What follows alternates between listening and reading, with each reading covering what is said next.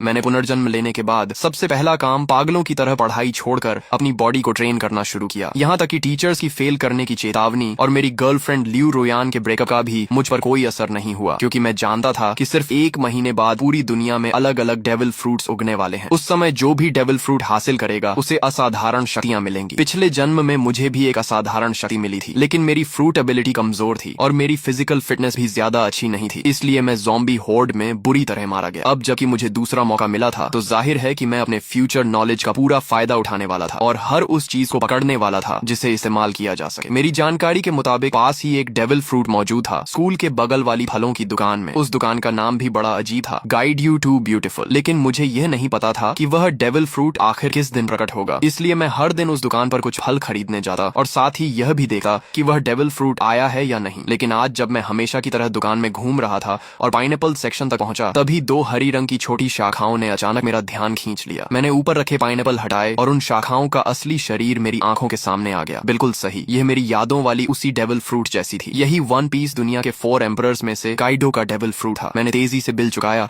और बाकी फलों से भरा एक बैग भी उठा लिया ताकि किसी को शक न हो। जैसे ही मैं दुकान से बाहर निकला, सामने एक मजबूत शरीर वाला मध्यम उम्र का आदमी दिखाई दिया, वही आदमी जो पिछले जन्म में अज़्योर ड्रैगन फ्रूट का मालिक बना था। मैंने मन ही मन राहत की सांस ली। अगर मैं थोड़ी देर और कर देता तो ये फ्रूट उसी के हाथ लग जाती। हॉस्टल लौटे ही मैंने एक पल की भी देरी नहीं की और अज़्योर ड्रैगन फ्रूट को उठाकर सीधे एक बड़ा काट लिया। उसका स्वाद ऐसा था जैसे किसी ने सूखे पानी के टैंक और गंदगी के गड्ढे को मिलाकर उसमें सड़ी हुई पोछे की कपड़े को घुमा दिया हो और फिर सीधे मुंह में ठूंस दिया हो। इतनी गंदी टेस्ट थी कि मैं लगभग वहीं उल्टी कर देता, लेकिन मैंने खुद को रोका और किसी तरह उस गूदे को निगल लिया। फिर मैंने दिल मजबूत करके उसका बचा हुआ छिलका, बीज और वह छोटी बैंगनी शाखा भी निगल ली। काफी देर बाद मैंने गहरी सांस ली। अब चमत्कार का बीज बोया जा चुका था, बाकी सिर्फ इंतजार करना था। इसके बाद मैंने मोबाइल निकाला और शॉर्ट वीडियोस तथा फोरम ब्राउजिंग शुरू कर दी। कई प्लेटफॉर्म देखने के बाद मैंने एक आईडी सर्च की और पहला वीडियो खोला। भाइयों, देख रहे हो, ये थंडर फ्रूट है। कमेंट सेक्शन में बोली लगाओ, जो ज्यादा कीमत देगा उसे मिलेगा। ये देखकर मेरा दिल तेज धड़कने लगा। हालांकि अज़्योर ड्रैगन फ्रूट मैं पहले ही खा चुका था और दूसरा डेविल फ्रूट नहीं खा सकता था, लेकिन जब अपोकलिप्स आएगा और सभी लोग इसकी असली कीमत जान जाएंगे, तब करोड़ों रुपए देकर भी एक फ्रूट नहीं मिलेगी। ये सबसे महत्वपूर्ण ट्रेडिंग रिसोर्स थी और अगर ट्रेडिंग में इस्तेमाल न भी करूं तो मैं इसे अपने माता पिता या अपनी बहन को खिला सकता था। वैसे भी दूसरी फ्रूट खाने की संभावना पूरी तरह खत्म नहीं हुई थी, बस उसके लिए ताकत और किस्मत दोनों चाहिए थी। मैंने कमेंट सेक्शन में कुछ नहीं लिखा, बल्कि सीधे उस पीले बालों वाले लड़के वांग तियानची को प्राइवेट मैसेज भेजा। भाई, ये फ्रूट बहुत बढ़िया बनाई है, बिल्कुल असली जैसी लग रही है, मैं इसे खरीदना चाहता हूँ। कमेंट सेक्शन वाले लोग सिर्फ मजाक कर रहे हैं, जो कीमत चाहिए सीधे बताओ, अगर सही लगी तो तुरंत खरीद लूंगा। उसने जवाब दिया, भाई ये सचमुच डेविल फ्रूट है, इसकी कीमत 15 लाख है। मैंने कहा, अगर ये सच में डेविल फ्रूट है तो तुम खुद क्यों नहीं खा लेते? अगर बेचने का इरादा है तो सामान्य कीमत बताओ, नहीं तो मैं तुम्हें ब्लॉक कर दूंगा। वह बोला, ठीक है 1 लाख। मैंने कहा 1000 फाइनल प्राइस। तुम्हारे जैसे कलेक्टिबल मॉडल की यही असली कीमत है। वह थोड़ा निराश हुआ, सोचा था ज्यादा पैसे ठग लूंगा, लेकिन 1000 भी ठीक है, कुछ दिन मौज हो जाएगी। मैंने कहा ठीक है, पैसे दूंगा और सामान ले लूंगा। फिर मैंने पूछा, तुम कोई दुकान वाले नहीं हो? अगर मैं पैसे दे दूं और तुम सामान न भेजो तो पता दो, मैं आमने सामने डील करूंगा। उसने हंसकर कहा, सामने ही सही, क्या कर लोगे? उसने पता भेज दिया। फ्रूट मिलने के बाद मैं पूरी रफ्तार से निकल पड़ा और 2.5 घंटे में उसके बताए हुए छोटे शहर के स्टेशन पहुंच गया। मैंने पूछा, तुम वही हो जो डेविल फ्रूट बेच रहे थे? पेमेंट QR कोड दो, पहले फ्रूट देखूंगा फिर पैसे दूंगा। वह बोला, पहले पैसे फिर सामान। क्या तुम्हें लगता है मैं भाग जाऊंगा? मैंने कहा, यह तुम्हारा इलाका है। उसने सोचा और माना कि बात सही है, इस इलाके में उसकी थोड़ी बहुत पहचान थी। अगर मैं पैसे न देता तो वह एक फोन करता और उसके दोस्त मिनटों में पहुंच जाते। जब उसने बैग मेरी तरफ बढ़ाया तो मेरे हाथ तक कांप रहे थे। मैंने फ्रूट निकाली और मेरा दिल जोर जोर से धड़कने लगा। कोई गलती नहीं थी, ये असली डेविल फ्रूट थी। मैंने बिना समय गंवाए तुरंत 1000 रुपए ट्रांसफर कर दिए, फ्रूट को संभाला और वापस निकल पड़ा। अगर इस बेकार जगह से ट्रेन चलती होती तो मैं उसी समय घर लौट जाता। वापसी के रास्ते में मैं मोबाइल पर शॉर्ट वीडियोस देख रहा था कि अचानक एक वीडियो ने मेरा ध्यान खींच लिया। हाल ही में कई लोग अचानक बेहोश हो रहे हैं और लोगों के शरीर पर अजीब अजीब धब्बे दिखाई देने लगे हैं। एक्सपर्ट्स का कहना था कि यह संभवतः किसी नए प्रकार का फ्लू हो सकता है और सभी से मास्क पहनने तथा सावधानी बरतने की अपील की जा रही थी। ये खबर देखते ही मेरा दिल जोर से धड़क उठा। बेहोशी, शरीर पर धब्बे, क्या यह वही संकेत नहीं थे जो पिछले जन्म में अपोकलिप्स शुरू होने से पहले दिखाई दिए थे? मैंने बिना एक पल गंवाए हॉस्टल की ओर दौड़ लगा दी। पहले से तैयार रखा हुआ अपना सामान उठाया और बाहर निकलने ही वाला था कि पीछे से अचानक एक दर्दनाक चीख सुनाई दी। कई छात्र अचानक जमीन पर गिर पड़े और उनके शरीर पर धब्बे उभरने लगे। इसके तुरंत बाद एक रहस्यमयी दबाव पूरे क्षेत्र में फैल गया, जिससे सभी लोग हिलने तक में असमर्थ हो गए। तभी जो लोग पूरी तरह बेहोश हो चुके थे वे अचानक झटके से उठ बैठे। उनकी आंखें लाल हो गईं, नाखून लंबे और नुकीले हो गए और वे पागलों की तरह एक एक कमरे से बाहर निकलने लगे। देखते ही देखते पूरे हॉस्टल में अफरा तफरी मच गई और अनगिनत छात्र रोते चिल्लाते बाहर की ओर भागने लगे। लेकिन उसी क्षण मैंने महसूस किया कि मेरे ब्लड लाइन की गहराइयों से एक शक्ति जाग रही है। मेरे शरीर में एज्योर ड्रैगन की शक्ति उभरने लगी। मैंने सिर उठाकर एक गूंजती हुई गर्जना की। मेरी त्वचा पर नीले ड्रैगन स्केल्स उभर आए, सिर पर ड्रैगन हॉर्न्स निकल आए और मेरे हाथ ड्रैगन क्लॉज में बदल गए। मेरा पूरा शरीर हाइब्रिड ड्रैगन फॉर्म में बदलने लगा। गलियारे में मौजूद छात्र मुझे देखकर बुरी तरह डर गए, क्योंकि उनकी नजर में मैं भी उन लोगों की तरह एक मॉन्स्टर बन चुका था। लेकिन इस हाइब्रिड फॉर्म ने मेरी फिजिकल स्ट्रेंथ, डिफेंस, स्पीड और रिकवरी एबिलिटी को कई गुना बढ़ा दिया था। तभी पीछे से 2 ज़ॉम्बीज दहाड़ते हुए मेरी तरफ झपटे। मैंने ड्रैगन क्लॉ घुमाई और उन्हें एक ही वार में दूर फेंक दिया। तभी एक और ज़ॉम्बी दूसरे कमरे से बाहर निकला। मैंने मुंह खोलकर गर्म सांस छोड़ी और अगली ही क्षण आग की लपटों ने उसे राख में बदल दिया। लेकिन सिर्फ इतनी सी फ्लेम ब्रेथ के बाद ही मुझे अपनी स्टैमिना तेजी से घटी हुई महसूस हुई। डेविल फ्रूट की असली ताकत स्टैमिना पर निर्भर करती है। भविष्य में हॉकी कितना भी आम क्यों न हो जाए, आखिरकार खर्च स्टैमिना का ही होता है। अपोकलिप्स के शुरुआती चरण में हर किसी की फिजिकल लिमिट बहुत कम होती है। मैं काइडो जैसी ओनी रेस से नहीं था और न ही उसके जैसा मॉन्स्टर कॉन्स्टिट्यूशन रखता था। इसलिए एज्योर ड्रैगन फ्रूट मिलने के बावजूद मैं उसकी पूरी ताकत नहीं निकाल सका था। लेकिन मेरे पास इसका समाधान था। मैंने अपना बेसबॉल बैट उठाया। यह खास तौर पर बनवाया गया हैवी रीइंफोर्स्ड बैट था, जो ज़ॉम्बी के सिर कुचलने के लिए बिल्कुल परफेक्ट था। मैंने बैट घुमाया और उस पर बिजली की लहरें दौड़ने लगी। एज्योर ड्रैगन फ्रूट हवा, आग और बिजली तीनों एलिमेंट्स को कंट्रोल कर सकता था। भले ही इसकी ताकत लोजिया फ्रूट्स जितनी न हो, लेकिन अटैक एनहांस करने के लिए यह काफी थी। मैं गलियारे में ज़ॉम्बीज का सफाया करता हुआ आगे बढ़ता गया और जल्दी ही बाकी छात्रों का ध्यान मेरी तरफ गया। लगातार ज़ॉम्बीज को खत्म करने की वजह से उन्हें भागने और सांस लेने का मौका मिल रहा था। बिजली से घिरा मेरा बेसबॉल बैट सचमुच थंडर बागवा जैसा लग रहा था। लगभग हर ज़ॉम्बी मेरे सामने एक ही वार में खत्म हो रहा था। लेकिन मैं इस कत्लेआम के रोमांच में नहीं डूबा। लड़ते हुए मैं तेजी से नीचे की ओर बढ़ता रहा। मेरा पहला लक्ष्य था किसी भी कीमत पर घर पहुंचना, ताकि इस जन्म में मेरे माता पिता और मेरी छोटी बहन को फिर कभी अपमान और अत्याचार न सहना पड़े। दूसरा लक्ष्य था जितनी जल्दी हो सके 100 ज़ॉम्बीज मारना, क्योंकि जो व्यक्ति अकेले 100 ज़ॉम्बीज खत्म करता उसके लिए डिवाइन स्पेस खुल जाती थी। वहां से मैं 3 कलर हॉकी की ट्रेनिंग मेथड प्राप्त कर सकता था और अपनी ताकत तेजी से बढ़ा सकता था। एज्योर ड्रैगन उड़ सकता था, लेकिन मेरी मौजूदा स्टैमिना इतनी नहीं थी कि मैं उड़कर घर पहुंच सकूं। इसलिए मैं लोहे के बैट को घुमाते हुए एज्योर ड्रैगन वॉर गॉड की तरह आगे बढ़ता गया। मेरे पीछे बड़ी संख्या में छात्र जमा हो गए जो मेरे पीछे पीछे निकलना चाहते थे, लेकिन उन्हें नहीं पता था कि अपोकलिप्स में कहीं भी सेफ प्लेस नहीं होती। कई बार हॉस्टल का दरवाजा बंद करके अंदर छिपे रहना ज्यादा समय तक जिंदा रख सकता था। जब मैं हॉस्टल से बाहर निकला तो नीचे का दृश्य देखकर मेरी आंखें सिकुड़ गईं। यह स्कूल कभी एक मास ग्रेवयार्ड हुआ करता था। कैंपस में यह अफवाह मशहूर थी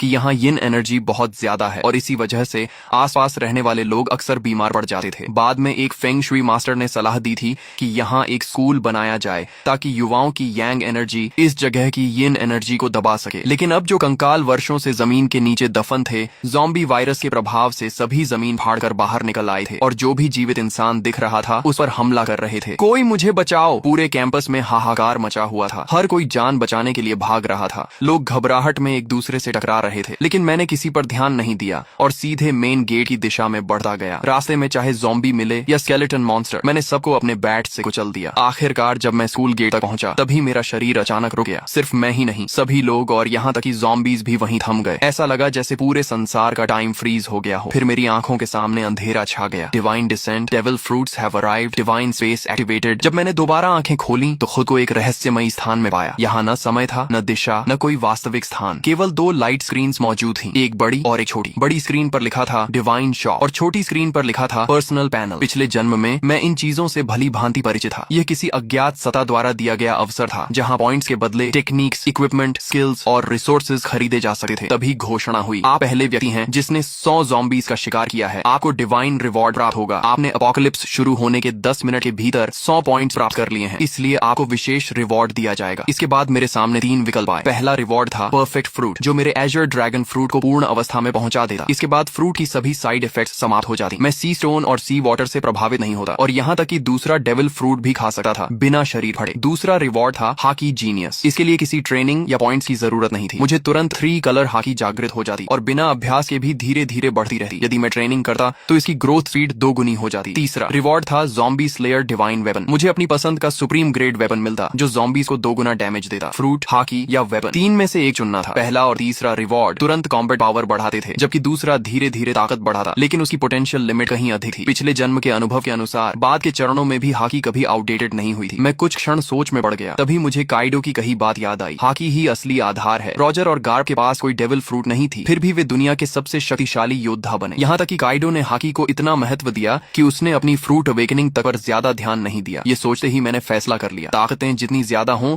उतना अच्छा नहीं। असली बात यह है कि किसी एक ताकत को उसकी सीमा तक पहुंचाया जाए। एज्योर ड्रैगन फ्रूट कितनी शक्तिशाली बनेगी ये पूरी तरह मेरी फिजिकल स्ट्रेंथ पर निर्भर था। अगले ही क्षण मैंने हॉकी जीनियस चुन लिया। तुरंत 3 कलर हॉकी मेरे भीतर जाग उठी। काली ऊर्जा की एक पतली परत मेरी मुठियों पर चढ़ गई। यह आर्मामेंट हॉकी थी। इसके बाद मैंने कुछ पॉइंट्स खर्च करके 5 वाटर मीट खरीदे, जो तेजी से स्टेमिना रिकवर करने वाला फूड था और लड़ाई में लंबे समय तक टिकने में मदद करता था। पर्सनल पैनल सिर्फ स्टेटस स्क्रीन नहीं थी, बल्कि कम्युनिकेशन डिवाइस भी थी। अपोकलिप्स में जब मानव सभ्यता टूट गई थी, तब लोग इसी पैनल के कम्युनिकेशन फंक्शन से संपर्क बनाए रखते थे। इसमें अलग अलग चैनल्स भी बने हुए थे और बहुत से लोग पहले ही बातचीत शुरू कर चुके थे। तभी घोषणा हुई, स्पेस कनेक्शन समाप्त होने वाली है। भविष्य में केवल विचार करते ही डिवाइन स्पेस में प्रवेश किया जा सकेगा। मेरी आंखों के सामने फिर अंधेरा छा गया। जब मैंने दोबारा आंखें खोली तो मैं वापस अपने शरीर में था। चारों ओर अनगिनत ज़ॉम्बीज और घबराए हुए छात्र शिक्षक मौजूद थे। मैंने तुरंत एक वाटर मीट मुंह में ठूंस ली और तेजी से खाते हुए स्कूल गेट की ओर बढ़ने लगा। तभी मुझे अचानक खतरे का एहसास हुआ। मैंने तुरंत अपना शरीर एक ओर घुमा लिया। जिस जगह मैं खड़ा था वहां अगले ही पल जमीन फट गई और एक स्केलेटन आर्म बाहर निकल आई। बहुत से लोग सोच रहे थे कि शहर छोड़कर किसी सुनसान जगह चले जाएंगे और किसी तरह जीवित रहेंगे, लेकिन उन्हें नहीं पता था कि अब इस दुनिया में 1 इंच भी सुरक्षित जमीन नहीं बची थी। इसी दौरान रास्ते में चल रही कारों के रेडियो पर इमरजेंसी ब्रॉडकास्ट लगातार बज रहा था। यह राष्ट्रीय आपातकालीन सूचना है। सभी नागरिक शांत रहें, अपने घरों के अंदर रहें और दरवाजे खिड़कियां बंद रखें। हमारी सेना पूरी तरह सक्रिय हो चुकी है। रेडियो पर आगे घोषणा हुई, हमारी बायोलॉजिकल लैबोरेटरीज भी एंटीडोट विकसित करने में लगी हुई हैं। कृपया शांति बनाए रखें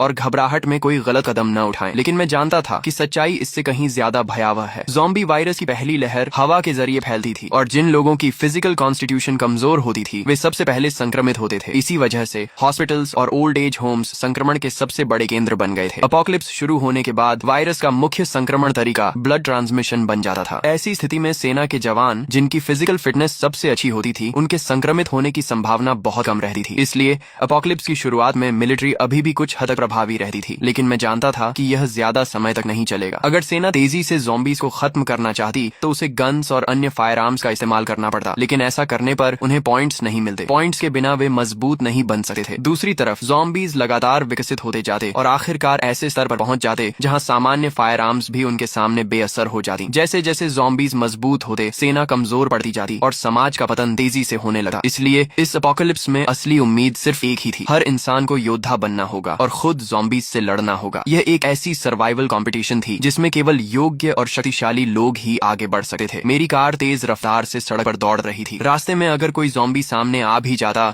तो मैं ब्रेक लगाने की बजाय उसे सीधा टक्कर मारकर आगे निकल जाता। तभी अचानक मेरा फोन बज उठा। कॉल उठाते ही दूसरी तरफ से मेरी छोटी बहन की घबराई हुई आवाज सुनाई दी, भैया आप कहाँ हो? बाहर बहुत सारे ज़ॉम्बीज हैं, बहुत डर लग रहा है। मैंने तुरंत पूछा, मैं ठीक हूँ, तुम कैसी हो? मम्मी पापा ठीक है ना? उसने राहत की सांस लेते हुए कहा, मम्मी ने आपकी बात मानकर पहले ही छुट्टी ले ली थी और मुझे स्कूल से घर ले आई थी। पापा अभी हॉस्पिटल में हैं। उन्होंने कहा है कि उन्होंने ऑफिस लॉक कर लिया है और फिलहाल सुरक्षित हैं। भैया आप तो सचमुच भविष्यवक्ता निकले। अगर आपने मम्मी को जबरदस्ती छुट्टी लेने के लिए न कहा होता तो शायद हम अभी बाहर ही मर चुके होते। पिछले 1 महीने से मेरी बहन औचिंग बहुत हैरान थी, क्योंकि मैं हर दिन बड़ी मात्रा में डेली नेसेसिटीज घर भेज रहा था। जब भी परिवार पूछता कि इतना सामान क्यों जमा कर रहा हूँ, मैं कोई जवाब नहीं देता था। उन्हें यह भी नहीं पता था कि मेरे पास इतना पैसा आया कहाँ से। असल में मेरे पास कोई पैसा नहीं था। सिर्फ 1 महीने में इतना कमाना भी असंभव था। लेकिन जब अपोकलिप्स आने ही वाला था तो मुझे कर्ज लेने से डरने की क्या जरूरत थी। मैंने लगभग हर ऑनलाइन प्लेटफॉर्म से लोन ले लिया था। अगर माता पिता को समझाने की समस्या न होती तो शायद मैं घर तक गिरवी रख देता। हालांकि डिवाइन स्पेस के मौजूद होने के कारण बहुत ज्यादा रिसोर्सेज जमा करने की जरूरत भी नहीं थी। यह सामान सिर्फ इमरजेंसी के लिए था। हम बात ही कर रहे थे कि सामने एक लग्जरी कार अचानक रास्ते में कूद पड़े ज़ॉम्बी से बचने की कोशिश में पलट गई। उसी पल एक भयानक चेन कलिजन शुरू हो गई। पीछे आ रही कई गाड़ियां एक दूसरे से टकरा गईं और कुछ ही सेकंड में सड़क पर तबाही मच गई। कई लोग वहीं मारे गए, लेकिन मैं पहले से जानता था कि ऐसा होगा। अब रुकना संभव नहीं था। मैंने तुरंत अपना बैकपैक और बेसबॉल बैट पकड़ा, एज्योर ड्रैगन फॉर्म में बदल गया और कार की छत तोड़कर सीधे आसमान में उड़ गया। बादलों और धुंध ने मेरे विशाल ड्रैगन बॉडी को ऊपर उठाया और मैं तेजी से आसमान की ओर बढ़ गया। यह चमत्कारी दृश्य देखकर सड़क पर मौजूद सभी लोग स्तब्ध रह गए। पहले से भयानक कार एक्सीडेंट अब और भी ज्यादा अराजक हो गया, लेकिन मुझे नीचे हो रहे हंगामे से कोई मतलब नहीं था। मैं सीधे बादलों के बीच घुस गया और अपने घर की दिशा में उड़ने लगा। बीच बीच में मैं बैकपैक से वाटर मीट निकाल कर खाता ताकि स्टेमिना रिकवर होती रहे। मेरी मौजूदा ताकत इतनी नहीं थी कि मैं लगातार लंबे समय तक उड़ सकूं। आखिरकार जब सारी वाटर मीट खत्म हो गई तो मुझे जमीन पर उतरना पड़ा और मैं वापस ह्यूमन फॉर्म में बदल गया। मैंने आसपास नजर दौड़ाई। फिलहाल वहां कोई ज़ॉम्बी दिखाई नहीं दे रहा था। मैंने तुरंत डिवाइन स्पेस में प्रवेश किया और फिर से 5 वाटर मीट एक्सचेंज कर ली और उन्हें बैकपैक में भर लिया। इस समय मेरे बैकपैक में सिर्फ 5 वाटर मीट और एक थंडर फ्रूट थी। एक वाटर मीट खाने के बाद मैंने दोबारा उड़ान नहीं भरी, क्योंकि वाटर मीट स्टेमिना तो रिकवर कर सकती थी, लेकिन अगर लगातार उसी पर निर्भर रहा जाए तो स्टेमिना कंजम्पशन और तेज हो जाती थी। साथ ही मेंटल फटीग को यह बिल्कुल रिकवर नहीं कर सकती थी। मैंने मैप खोला और अपनी स्थिति देखी। मुझे किसी हाईवे तक पहुंचना था और वहां से एक व्हीकल हासिल करनी थी। दिशा तय करने के बाद मैं फिर से एज्योर ड्रैगन में बदल गया। इस बार मैं सिर्फ 10 मिनट उड़ा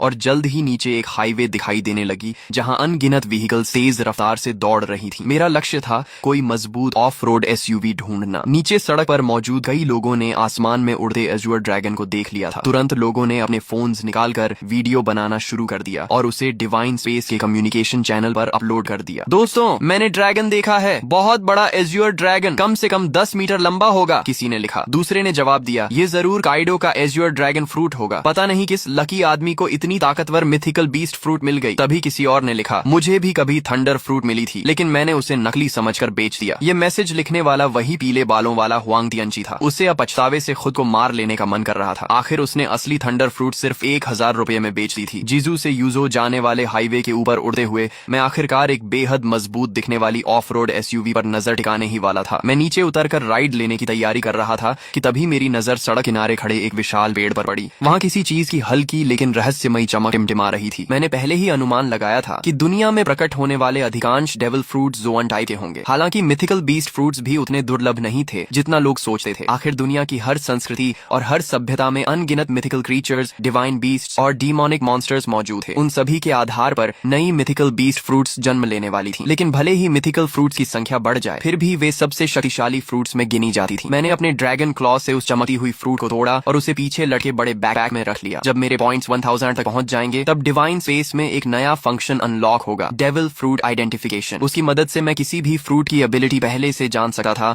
और किसी बेकार फ्रूट को खाने से बच सकता था। हालांकि यह सुविधा बहुत महंगी थी। हर आइडेंटिफिकेशन के लिए पूरे 1000 पॉइंट्स खर्च करने पड़ते थे। मैं दोबारा उस ऑफ रोड एसयूवी का पीछा करने ही वाला था कि अचानक आगे चल रहा एक बड़ा ट्रक बुरी तरह पलट गया। उसी पल उसके अंदर से 3 ज़ॉम्बीज बाहर निकले और आसपास की गाड़ियों पर हमला करने लगे। लेकिन उस समय किसी के पास रुकने का साहस नहीं था। एक ड्राइवर ने एक्सेलरेटर पूरी ताकत से दबाया और सीधे ज़ॉम्बीज के ऊपर गाड़ी चढ़ा दी। फिर वह गाड़ी को दाएं बाएं घुमाकर ज़ॉम्बीज को गिराने की कोशिश करने लगा। उसकी इस हरकत ने तुरंत एक और चेन एक्सीडेंट पैदा कर दिया। मैंने उधर सिर्फ एक नजर डाली और फिर पलटे हुए ट्रक के पास उतर गया। ह्यूमन बीस्ट फॉर्म में बदलकर मैंने ट्रक के किनारे को पकड़ लिया और एज्योर ड्रैगन की विशाल शक्ति का इस्तेमाल करते हुए उसे जबरदस्ती सीधा खड़ा कर दिया। एज्योर ड्रैगन फ्रूट द्वारा दी गई स्ट्रेंथ वास्तव में भयावह थी। इसके बाद मैं ट्रक के अंदर घुसा और खुद उसे चलाने लगा। जब धीरे धीरे मुझे एहसास हुआ कि वे सभी मेरी ट्रक के पीछे पीछे चल रही हैं। मैंने रियर व्यू मिरर में यह दृश्य देखा, लेकिन मुझे इससे कोई फर्क नहीं पड़ा। जब तक वे मेरे काम में रुकावट नहीं डालते, उन्हें मेरे पीछे आने से कोई समस्या नहीं थी। रास्ते भर बार बार एक्सीडेंट्स होते रहे। मैं समय समय पर ट्रक से उतरता, ज़ॉम्बीज को खत्म करता और सड़क साफ करता। तभी एक मोटा और अमीर दिखने वाला मध्यम उम्र का आदमी मुस्कुराते हुए मेरे पास आया और बोला, अगर आप मेरी सुरक्षा करेंगे तो मैं आपको जितना पैसा चाहिए उतना दे सकता हूँ। मैंने उसकी तरफ ठंडी नजर से देखा और कहा, एक कदम और आगे बढ़ाया तो मरोगे। वह आदमी इतना डर गया कि अनजाने में वहीं घुटनों के बल बैठ गया। उस समय मेरी ड्रैगन फॉर्म और उससे निकल रही किंगली ऑरा उसे ऐसे महसूस हो रही थी जैसे उसके सामने कोई सर्वोच्च शासक खड़ा हो। मेरी हल्की सी कॉन्करर्स हाकी ने आसपास खड़े कई लोगों को डर से जड़ कर दिया। फिर भी मौत का डर इंसान से कुछ भी करवा सकता है। एक बेहद खूबसूरत मैच्योर वुमन हिम्मत करके मेरे पास आई। अपोकलिप्स के बीच भी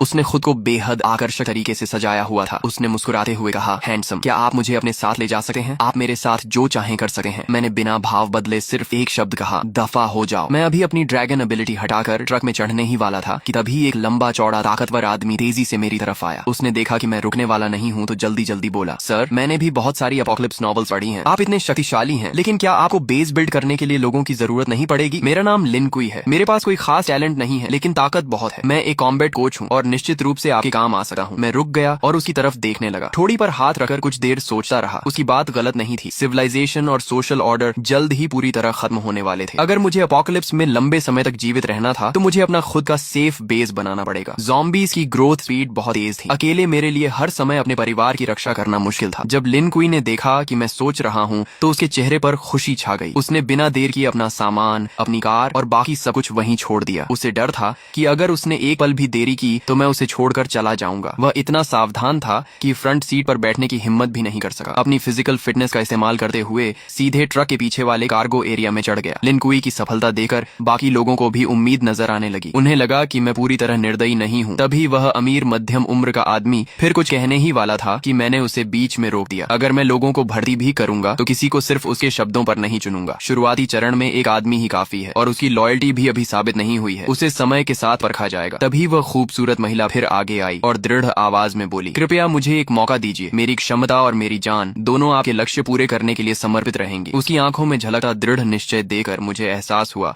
कि यह महिला साधारण नहीं है, शायद इसमें वाकई कुछ खास था। मैंने कुछ सेकंड तक उसे ध्यान से देखा और फिर कहा, गाड़ी में चढ़ जाओ। महिला खुशी से झूम उठी, लेकिन मेरी अनुमति के बिना वह भी फ्रंट सीट पर नहीं बैठी। उसने अपनी पूरी ताकत लगाकर ट्रक के पीछे वाले कार्गो एरिया में चढ़ना शुरू कर दिया। मैं यह सब देखकर मन ही मन सिर हिलाने लगा। शायद यह महिला सिर्फ एक सुंदर चेहरा नहीं थी, पीछे खड़े कई लोग भी इन दोनों की तरह मेरे साथ जाना चाहते थे। लेकिन जैसे ही मैंने हल्की सी कॉन्करर्स हाकी छोड़ी, सभी डर के मारे जमीन पर गिर पड़े। उनमें से किसी ने कांपती आवाज में कहा, हे भगवान, इस बॉस ने तो कॉन्करर्स हाकी भी जगा ली है। कुछ अनुभवी वन पीस फैंस तुरंत इस किंगली ऑरा को पहचान गए। मैं वापस ड्राइवर सीट पर बैठा और ट्रक को आगे बढ़ा दिया। करीब 2.5 घंटे की यात्रा के बाद आखिरकार मुझे सड़क किनारे एक सर्विस एरिया दिखाई दिया, लेकिन वह जगह पूरी तरह ज़ॉम्बीज़ के कब्जे में थी। रास्ते से गुजरने वाले लोग वहां फ्यूल और फूड लेने जाना चाहते थे, लेकिन वहां मौजूद ज़ॉम्बीज़ की भारी संख्या देखकर हिम्मत नहीं कर पा रहे थे। मगर मुझे इसकी चिंता नहीं थी। जैसे ही ट्रक वहां रुका, ज़ॉम्बीज़ का एक बड़ा झुंड हमारी तरफ दौड़ पड़ा। वे ड्राइवर कैबिन में तो नहीं घुस सकते थे, इसलिए ट्रक के पीछे चढ़कर लिन कुई और उस महिला पर हमला करने की कोशिश करने लगे। दोनों डरकर कार्गो एरिया के अंदर दुबक गए और सिर तक बाहर निकालने की हिम्मत नहीं कर पाए। मैं ट्रक से उतरा, ह्यूमन बीस्ट फॉर्म में बदला और बेसबॉल बैट घुमाते हुए कुछ ही सेकंड में ट्रक पर चढ़ रहे कई ज़ॉम्बीज़ के सिर कुचल दिए। तभी मुझे एहसास हुआ कि पीछे पीछे आ रहा पूरा व्हीकल कॉन्वॉय भी इस सर्विस एरिया तक पहुंच चुका था। वे लोग चाहते थे कि मैं ज़ॉम्बीज़ को खत्म कर दूं ताकि वे आराम से फ्यूल और सप्लाईज ले सकें। लेकिन जैसे ही उनकी गाड़ियां वहां पहुंची, अगले ही पल ज़ॉम्बीज़ का विशाल झुंड उन गाड़ियों की ओर टूट पड़ा और मजबूर होकर वह पूरा व्हीकल कॉन्वॉय सर्विस एरिया छोड़कर आगे निकल गया। उधर मैं एक एक वार में ज़ॉम्बीज़ को खत्म करता गया और कुछ ही देर में पूरे सर्विस एरिया को साफ कर दिया। सिर्फ एक ज़ॉम्बी मैंने लिनकुई के लिए छोड़ी ताकि वह प्रैक्टिस कर सके। आखिर वह एक कॉम्बैट कोच था, इसलिए उसकी स्ट्रेंथ, स्पीड और कॉम्बैट रिफ्लेक्सेस वाकई अच्छे थे। जब तक मैं फ्यूल भरकर लौटा, तब तक उसने भी उस ज़ॉम्बी को सफलतापूर्वक मार गिराया था। सप्लाईज इकट्ठा करने के बाद मैंने आखिरकार उस छिपाव पहने खूबसूरत महिला का नाम पूछा। हालांकि वह दिखने में पतली दुबली थी और पहली नजर में ज्यादा उपयोगी नहीं लगी थी, लेकिन जब से वह मेरी ट्रक पर चढ़ी थी, उसने खुद को काफी अच्छा साबित किया था। ज़ॉम्बीज़ के ट्रक पर चढ़ने के दौरान भी उसने चीख पुकार नहीं मचाई थी। इससे मेरे मन में उसके लिए सम्मान थोड़ा और बढ़ गया। जैसे ही मैंने उसका नाम पूछा, उसने तुरंत जवाब दिया, मेरा नाम लियू मेंग कियन है। मैंने कहा, अब से फ्रंट सीट पर बैठो, ट्रक के कार्गो एरिया में चढ़ने की जरूरत नहीं है। ये सुनते ही उसने सिर झुकाकर कहा, जी मास्टर। उसके मुंह से निकला यह संबोधन मुझे फिर से चौंका गया। उसने मेरा नाम तक नहीं पूछा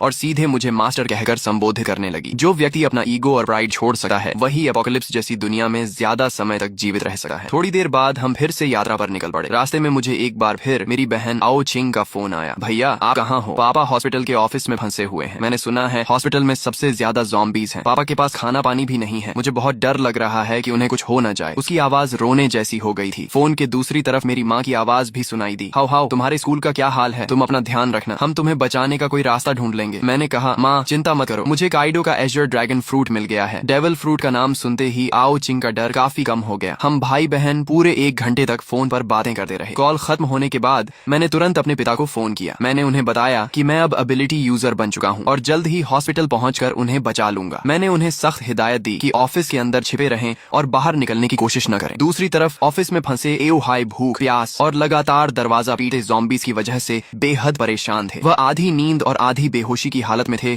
कि तभी मेरा फोन आया। मेरा नाम देखते ही उनमें जान आ गई। जब मैंने उन्हें वीडियो कॉल की और उन्होंने मुझे ड्रैगन ह्यूमन फॉर्म में ज़ॉम्बीज़ का सफाया करते देखा, तब जाकर उनके दिल को सुकून मिला। उन्होंने मुझे अपने ऑफिस का रास्ता बताया। मैं तेजी से हॉस्पिटल के कोने में बने ऑफिस तक पहुंच गया। वहाँ 12 ज़ॉम्बीज़ लगातार दरवाजा तोड़ने की कोशिश कर रहे थे। दरवाजे में कई बड़े छेद भी हो चुके थे। अगर अंदर से टेबल्स और चेयर्स लगाकर उसे ब्लॉक न किया गया होता तो ज़ॉम्बीज़ कब के अंदर घुसकर पापा को टुकड़े टुकड़े कर चुके होते। मैंने बेसबॉल बैट घुमाई और कुछ ही सेकंड में उन सभी ज़ॉम्बीज़ के सिर तोड़ डाले। फिर एक जोरदार किक मारकर ऑफिस का दरवाजा खोल दिया। अंदर मौजूद पापा की हालत जरूर खराब थी, लेकिन वे पूरी तरह सुरक्षित थे। मेरे लिए यही सबसे बड़ी खुशखबरी थी। एओ हाई वाटर मीट खाते हुए बोले, तो ये वही डेविल फ्रूट एबिलिटी है जिसके बारे में तुम और आओ चिंग बात कर रहे थे। ऑफिस में फंसे रहने के दौरान उन्होंने डिवाइन स्पेस के कम्युनिकेशन चैनल्स में बहुत सारे वीडियोस और डिस्कशंस देख लिए थे, इसलिए उन्हें वन पीस और डेविल फ्रूट्स के बारे में कुछ जानकारी हो गई थी। मैं हंस पड़ा और एक और अंदर घुसे ज़ॉम्बी का सिर बैट से कुचलते हुए बोला, कैसा लगा आपका बेटा? कूल है ना? आओ हाई मुस्कुराकर बोले, बहुत कूल है बदमाश। अपोकलिप्स शुरू होने के बाद उन्होंने अपनी आंखों से अनगिनत लोगों को ज़ॉम्बीज़ के हाथों मरते देखा था। ऐसे में उनका पूरा परिवार अभी तक सुरक्षित था। यही उनके लिए सबसे बड़ी खुशी थी। हॉस्पिटल से बाहर निकलते समय मैंने देखा कि कई बिल्डिंग्स के दरवाजों और खिड़कियों के पीछे लोग छिपे हुए बाहर झांक रहे थे। जब उन्होंने एओ हाई को एक ड्रैगन मैन के साथ जाते देखा और यह भी देखा कि वह ड्रैगन मैन कितनी आसानी से ज़ॉम्बीज़ को मार रहा है, तो कई लोग मदद के लिए चिल्लाने लगे, ओल्ड हाई, हमें भी बचा लो। आओ हाई के चेहरे पर दया की झलक दिखाई दी। उन्होंने कहा, हाओ, इन्हें भी बचा लो, ये सब मेरे कॉलीग्स हैं, बहुत बेचारे हैं। मैंने ठंडे स्वर में जवाब दिया, बचाकर क्या करूंगा? क्या मैं इन्हें एक एक करके इनके घर भी छोड़ूंगा? और अगर घर पहुंच भी गए तो क्या वे निश्चित रूप से जिंदा रह पाएंगे? मैंने उनकी पुकारों को अनसुना किया और पापा को लेकर आगे बढ़ गया। रास्ते में हम उस कमरे के पास पहुंचे जहां लिन कुई और लियू मेंकियन छिपे हुए थे। मैंने दरवाजे पर हमला कर रहे ज़ॉम्बीज़ को खत्म किया और फिर एक बार में दरवाजा तोड़ दिया। मुझे देखकर दोनों तुरंत बाहर आ गए और एक साथ बोले, मास्टर। ये सुनकर आओ हाई की आंखें फैल गईं। एक तरफ मांसपेशियों से भरा विशाल आदमी और दूसरी तरफ एक बेहद खूबसूरत महिला, दोनों मेरे सामने इतनी इज्जत से झुके हुए थे। खासकर लियू मेंकियन द्वारा मुझे मास्टर कहना उन्हें और भी अजीब लग रहा था। उनके चेहरे पर साफ लिखा था, हे भगवान, मेरा बेटा आखिर बाहर क्या क्या कर रहा है। यहाँ तक कि मेरी 2 जन्मों की मोटी चमड़ी भी थोड़ा गर्म हो गई। मैंने सामान्य बने रहने की कोशिश करते हुए कहा, ये दोनों रास्ते में मिले छोटे भाई बहन जैसे हैं। लेकिन आओ हाई की आंखें साफ कह रही थीं कि उन्हें मेरी बात पर जरा भी विश्वास नहीं हुआ। मैं और कुछ समझाने की बजाय चुप हो गया। हम सभी ट्रक तक पहुंचे। मैंने पापा को फ्रंट सीट पर बैठाया और लियू मेंकियन को फिर से कार्गो एरिया में भेज दिया। जब हम घर पहुंचे तो मेरी बहन आओ चिंग ने लियू मेंकियन को देखते ही आश्चर्य से मुंह खोल दिया। वाह, कितनी सुंदर महिला है। और अभी इसने भैया को क्या कहा, मास्टर? फिर उसने लिन कुई की तरफ देखा। और ये मसल मॉन्स्टर कौन है? अगर कोई कह दे कि यह स्पेशल फोर्सेस का सैनिक है तो भी मैं मान लूंगी। और ये भी भैया को बॉस कह रहा है। इस समय लियू मेंकियन एक परफेक्ट मेड की तरह दोनों हाथ पेट के सामने जोड़कर शांति से मेरे पीछे खड़ी थी। वहीं लिन कुई काफी असहज महसूस कर रहा था। वह मिलनसार व्यक्ति था,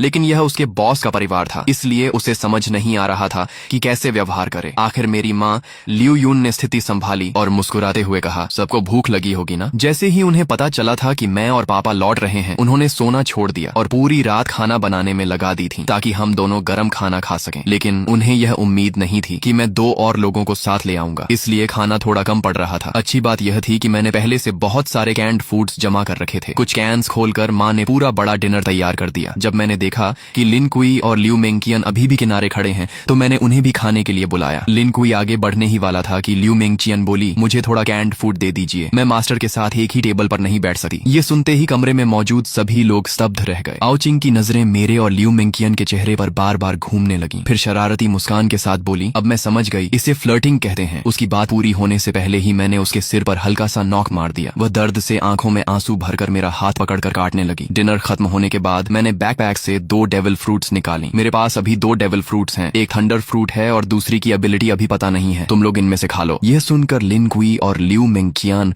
दोनों चौंक गए। उन्हें उम्मीद नहीं थी कि मेरे पास इतनी दुर्लभ चीजें भी मौजूद हैं। उनकी आंखों में चाहत साफ दिखाई दे रही थी। आओ चिंग उत्साह से दोनों फ्रूट्स को उठाकर देखने लगी। फिर उसने उन्हें माता पिता को दिखाया, लेकिन आओ हाई ने फ्रूट देकर वापस मुझे लौटा दी। आओ चिंग को दे दो, हमारी उम्र हो चुकी है, हम खाएंगे तो बर्बाद हो जाएंगी। माँ भी सहमत हो गई। हाँ, तुम्हारे जैसा बेटा हमारी रक्षा कर रहा है, हमारे लिए वही काफी है। इतनी कीमती चीज तुम्हारे पास रहेगी तो ज्यादा काम आएगी। मैंने समझाने की कोशिश की, मेरे पास पहले से एज्योर ड्रैगन फ्रूट है, मेरी ग्रोथ बहुत तेज होगी। लेकिन अगर आप लोग भी डेविल फ्रूट्स खा लेंगे तो ज़ॉम्बीज मारकर जल्दी पॉइंट्स कमा सकेंगे और हाकी ट्रेनिंग भी अनलॉक कर पाएंगे। अपोक्लिप्स में असली कैपिटल यही है। लेकिन काफी देर समझाने के बाद भी माता पिता नहीं माने। आखिर मैंने हारकर आओ चिंग की तरफ देखा। ठीक है, तुम चुन लो। आओ चिंग तो कब से इसी पल का इंतजार कर रही थी। उसने दोनों फ्रूट्स हाथ में लेकर बार बार देखा, लेकिन काफी सोचने के बाद उसने थंडर फ्रूट मुझे वापस दे दी। मैं हैरान रह गया। क्या तुम थंडर फ्रूट नहीं लोगी? लोजिया एलिमेंटलाइजेशन शुरुआती चरण में लगभग इनविंसिबल होती है और दूसरी फ्रूट की एबिलिटी क्या है यह भी नहीं पता। आओ चिंग मुस्कुराकर बोली, डिवाइन स्पेस में डीमन रिमूवल पोशन मिलती है, उससे डेविल फ्रूट की साइड इफेक्ट्स हट सकती हैं और इंसान दूसरी फ्रूट भी खा सकता है। भैया आप इतने मजबूत हो कि वह पोशन जरूर हासिल कर लोगे। थंडर फ्रूट आपके लिए ज्यादा उपयुक्त है, मैं दूसरी फ्रूट खा लूंगी। मैंने कुछ देर सोचा और कहा, ठीक है, लेकिन पहले इसकी आइडेंटिफिकेशन कर लेते हैं। अगर एबिलिटी अच्छी हुई तो तुम खा लेना। डेविल फ्रूट आइडेंटिफिकेशन 1000 पॉइंट्स के बाद अनलॉक होती थी। आओ चिंग को यह बात पता नहीं थी क्योंकि उसके पास अभी कोई पॉइंट्स नहीं थी। लेकिन मैं स्कूल से लेकर हॉस्पिटल तक ज़ॉम्बीज का इतना सफाया कर चुका था कि मेरे पॉइंट्स 1000 से भी ज्यादा हो चुके थे। तभी आओ चिंग ने जल्दी से सिर हिलाया, नहीं, 1000 पॉइंट्स बहुत ज्यादा हैं। इतना कहकर उसने मेरे जवाब का इंतजार तक नहीं किया। उसने तुरंत उस सुनहरी मकई जैसी दिखने वाली डेविल फ्रूट उठाई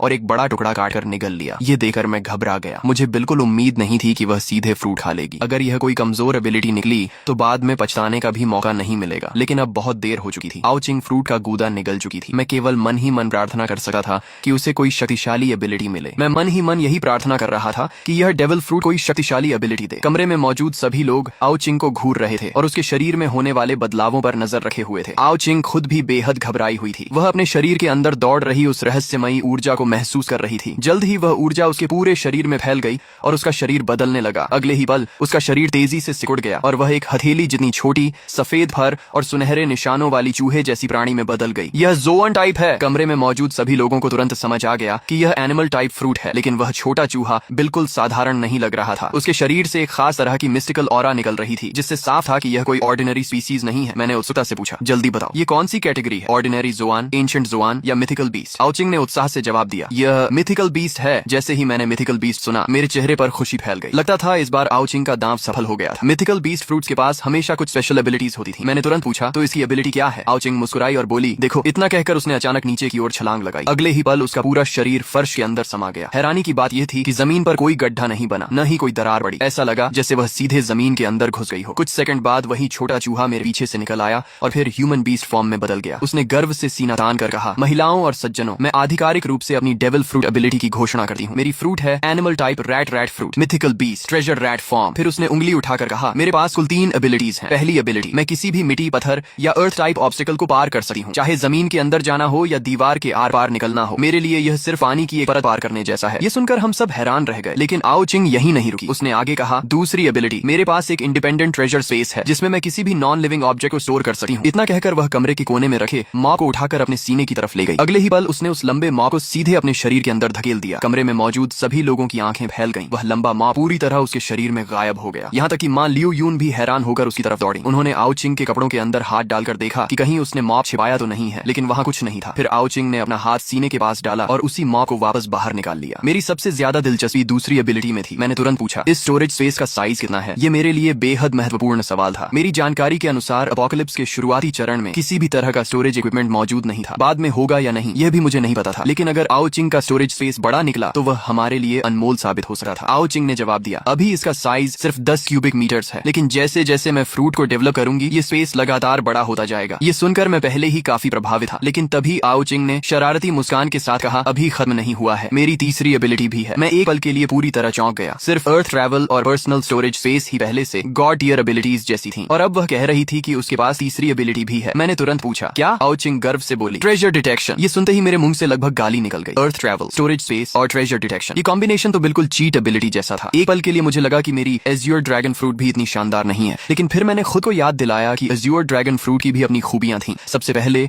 वह विंड, फायर और लाइटनिंग तीनों नेचुरल एलिमेंट्स को कंट्रोल कर सकती थी। दूसरा, वह क्लाउड राइडिंग की मदद से उड़ने की एबिलिटी देती थी। और तीसरा, वह अन्य अधिकांश ज़ोआन फ्रूट्स की तुलना में कहीं ज्यादा स्ट्रेंथ, डिफेंस, स्पीड और रिकवरी प्रदान करती थी। तुलना करने पर साफ था कि एज्योर ड्रैगन कॉम्बैट के लिए बनी थी, जबकि ट्रेजर रैट कॉम्बैट के बाहर सपोर्ट और एक्सप्लोरेशन के लिए बनी थी। लेकिन तभी आओ चिंग का चेहरा थोड़ा उदास हो गया। उसने कहा, इस फ्रूट की एक कमजोरी भी है। दूसरे ज़ोआन यूजर्स की तरह बीस्ट फॉर्म में जाने पर मुझे कोई स्ट्रेंथ या डिफेंस बूस्ट नहीं मिलता, बल्कि बीस्ट फॉर्म में मेरी कॉम्बैट पावर लगभग 0 हो जाती है। फिर उसने ह्यूमन बीस्ट फॉर्म दिखाते हुए कहा, और ह्यूमन बीस्ट फॉर्म में भी मुझे लगभग कोई फिजिकल एनहांसमेंट नहीं मिलती। मेरी स्ट्रेंथ और डिफेंस एक सामान्य इंसान जैसी ही रहती है। इतना कहने के बाद वह फिर मुस्कुराई, लेकिन मेरी स्पीड बहुत ज्यादा है। मुझे लगता है कि मेरी स्पीड बोनस बाकी मिथिकल ज़ोआन यूजर्स से कम 2 गुनी है। उसके चेहरे पर गर्व साफ दिखाई दे रहा था। सच कहूं तो यह कॉम्बैट ओरिएंटेड डेविल फ्रूट नहीं थी, लेकिन इसकी यूटिलिटी शायद एज्योर ड्रैगन फ्रूट से भी ज्यादा मूल्यवान थी। आखिर ट्रेजर डिटेक्शन का मतलब क्या था? अपोकलिप्स के इस दौर में दुनिया का सबसे बड़ा ट्रेजर क्या था? जवाब लगभग तय था, डेविल फ्रूट्स। हालांकि सिर्फ डेविल फ्रूट्स ही नहीं, भविष्य में अलग अलग सीक्रेट रेल्म्स और मिस्टिकल डंजन्स भी खुलने वाले थे। और आओ चिंग की यह एबिलिटी हमें उन सभी जगहों पर छिपे हुए ट्रेजर्स, रिसोर्सेज और अपॉर्चुनिटीज ढूंढने में बेहद बड़ी बढ़त देने वाली थी। यह सोचकर मेरे मन में एक ही विचार आया, शायद हमारी पूरी फैमिली की किस्मत अभी अभी बदल गई थी। भविष्य में खुलने वाले सीक्रेट रेल्म्स और मिस्टिकल डंजन्स में भी हमें इस एबिलिटी की वजह से बहुत बड़ा फायदा मिलने वाला था। मैंने कुछ देर सोचने के बाद थंडर फ्रूट आओ चिंग को देते हुए कहा, इसे अपने ट्रेजर स्पेस में रखो। फिलहाल पूरी दुनिया में इससे ज्यादा सुरक्षित जगह कोई नहीं है। थंडर फ्रूट की असली कीमत समझने के बाद मैंने उसे एओ चिंग के स्टोरेज स्पेस में रखवा दिया। इसके बाद मैंने अपने पॉइंट्स में से सभी को 30 पॉइंट्स दिए, ताकि वे 3 कलर हॉकी की ट्रेनिंग मेथड एक्सचेंज कर सकें। आखिर बिना डेविल फ्रूट के भी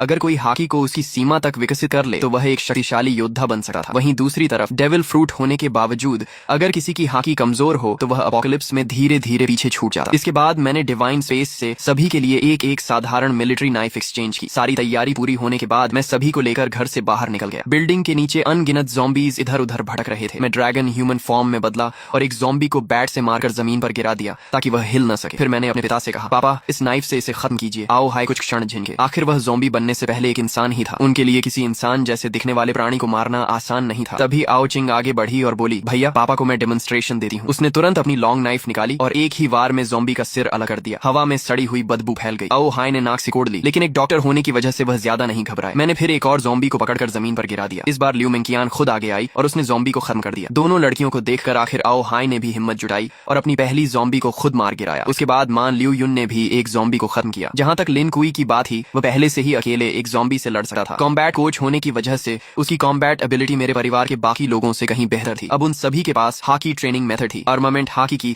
असली ट्रेनिंग एक्सट्रीम फिजिकल कंडीशनिंग और लगातार कॉम्बैट के जरिए होती थी। मैंने सबकी तरफ देखते हुए कहा, पापा आप लोग फिलहाल घर के आसपास ट्रेनिंग कीजिए, मैं दूर जाकर ज़ॉम्बीज साफ करूंगा। अपोकलिप्स में ताकतवर बनने का सबसे बड़ा तरीका था लगातार लड़ाई के जरिए शरीर को मजबूत करना। ज़ॉम्बीज से लड़ने पर सिर्फ फिजिकल ग्रोथ ही नहीं होती थी, बल्कि पॉइंट्स भी मिलते थे और पॉइंट्स अब इस दुनिया की नई करेंसी थे। उनसे डिवाइन स्पेस में सामान खरीदा जा सकता था और दूसरे सर्वाइवर्स के साथ ट्रेडिंग भी की जा सकती थी। पुरानी मनी सिस्टम अब पूरी तरह बेकार हो चुकी थी। जैसे ही मैंने जाने की तैयारी की, आओ चिंग दौड़ कर आई और मेरे हाथ से लिपट गई। भैया मैं भी आपके साथ चलूंगी। मैंने सिर हिलाकर कहा, नहीं, मैं आसपास के ज़ॉम्बीज साफ कर दूंगा। तुम लोग थक जाओ तो घर वापस आ सकते हो, लेकिन मेरे साथ दूर जाना बहुत खतरनाक है और वैसे भी तुम्हारी डेविल फ्रूट कॉम्बैट में ज्यादा मजबूत नहीं है। आओ चिंग ने तुरंत जवाब दिया, लेकिन मुझे साउथ वेस्ट डायरेक्शन में ट्रेजर महसूस हो रहा है। मैं आपको ट्रेजर हंट में मदद कर सकती हूँ। उसकी बात सुनते ही मैं ठिठक गया। ट्रेजर? इस समय दुनिया में सबसे मूल्यवान ट्रेजर क्या हो सकता था? लगभग निश्चित रूप से डेविल फ्रूट। मैं कुछ सेकंड सोचता रहा और फिर बोला, ठीक है, लेकिन मेरे पास से एक कदम भी दूर मत जाना। इसके बाद मैंने लिन कुई को कुछ निर्देश दिए और आओ चिंग को साथ लेकर साउथ वेस्ट डायरेक्शन में चल पड़ा। हम दोनों ह्यूमन बीस्ट फॉर्म में थे। ट्रेजर रैट फॉर्म की स्पीड देखकर मैं सचमुच हैरान रह गया। उसकी स्पीड इतनी ज्यादा थी कि ज़ॉम्बीज उसके कपड़ों तक को छू नहीं पा रहे थे। ऊपर से उसकी अर्थ ट्रैवल एबिलिटी तो और भी ज्यादा अजीब थी। हालांकि उसकी अटैक पावर ज्यादा नहीं थी, लेकिन वह हिट एंड रन स्ट्रेटेजी से ज़ॉम्बीज को आराम से खत्म कर सकती थी। जब मैंने एक ज़ॉम्बी का सिर बैट से कुचल दिया, तभी आओ चिंग ने भी अपनी नाइफ से एक ज़ॉम्बी का सिर अलग कर दिया। लेकिन लगातार एबिलिटी इस्तेमाल करने की वजह से वह तेजी से थकने लगी थी। फिर भी वह हाँफते हुए मेरी तरफ गर्व से देखने लगी, जैसे कह रही हो, जल्दी मेरी तारीफ करो। उसकी उम्मीद भरी आंखें देकर मैं मुस्कुरा पड़ा और कहा, मेरी छोटी बहन तो बहुत कमाल की है। मेरी तारीफ सुनते ही उसकी आंखें खुशी से आधी बंद हो गईं। उसके चेहरे पर दो प्यारे डिंपल्स उभर आए। लेकिन कॉम्बैट के बीच इतना रिलैक्स होना खतरनाक था। अचानक पीछे से एक ज़ॉम्बी उस पर झपटा। आओ चिंग तुरंत जमीन के अंदर घुसकर बचना चाहती थी, लेकिन उसकी स्टैमिना बहुत ज्यादा खर्च हो चुकी थी। वह अपनी एबिलिटी एक्टिवेट ही नहीं कर पाई। ज़ॉम्बी तेजी से उसके करीब पहुंच रहा था। ठीक आखिरी क्षण में मैंने बैट घुमाकर ज़ॉम्बी को दूर उड़ा दिया। आओ चिंग जोर जोर से सांस लेने लगी। आखिर उसने मेरी तरह पिछले एक महीने तक पागलों की तरह ट्रेनिंग नहीं की थी, न ही उसके पास हाकी जीनियस जैसी टैलेंट थी। मेरी दी हुई पॉइंट्स की मदद से उसने सिर्फ हाकी ट्रेनिंग मेथड हासिल की थी, लेकिन अभी तक हाकी जागृत नहीं हुई थी। ट्रेजर रैट फॉर्म भी फिजिकल स्ट्रेंथ में कोई खास बूस्ट नहीं देती थी, इसलिए वह अब तक लड़ पा रही थी। यही उसकी मेहनत और सामान्य फिटनेस का नतीजा था। कुछ देर बाद आओ चिंग ने अचानक साउथ वेस्ट की ओर इशारा किया। उधर ट्रेजर उसी दिशा में है, मैं आपको रास्ता दिखाती हूँ। इतना कहकर उसने अपनी लॉन्ग नाइफ ट्रेजर स्पेस में रखी और बीस्ट फॉर्म में बदलकर मेरे कंधे पर कूद गई। हथेली जितनी छोटी सफेद चूहियां मेरे ड्रैगन स्केल्स वाले गाल से अपना सिर रगड़ने लगी। मैंने तुरंत एज्योर ड्रैगन ट्रांसफॉर्मेशन एक्टिवेट कर दी। अगले ही पल एक गगन भेदी ड्रैगन रोर पूरे शहर में गूंज उठा। वह गर्जना इतनी शक्तिशाली थी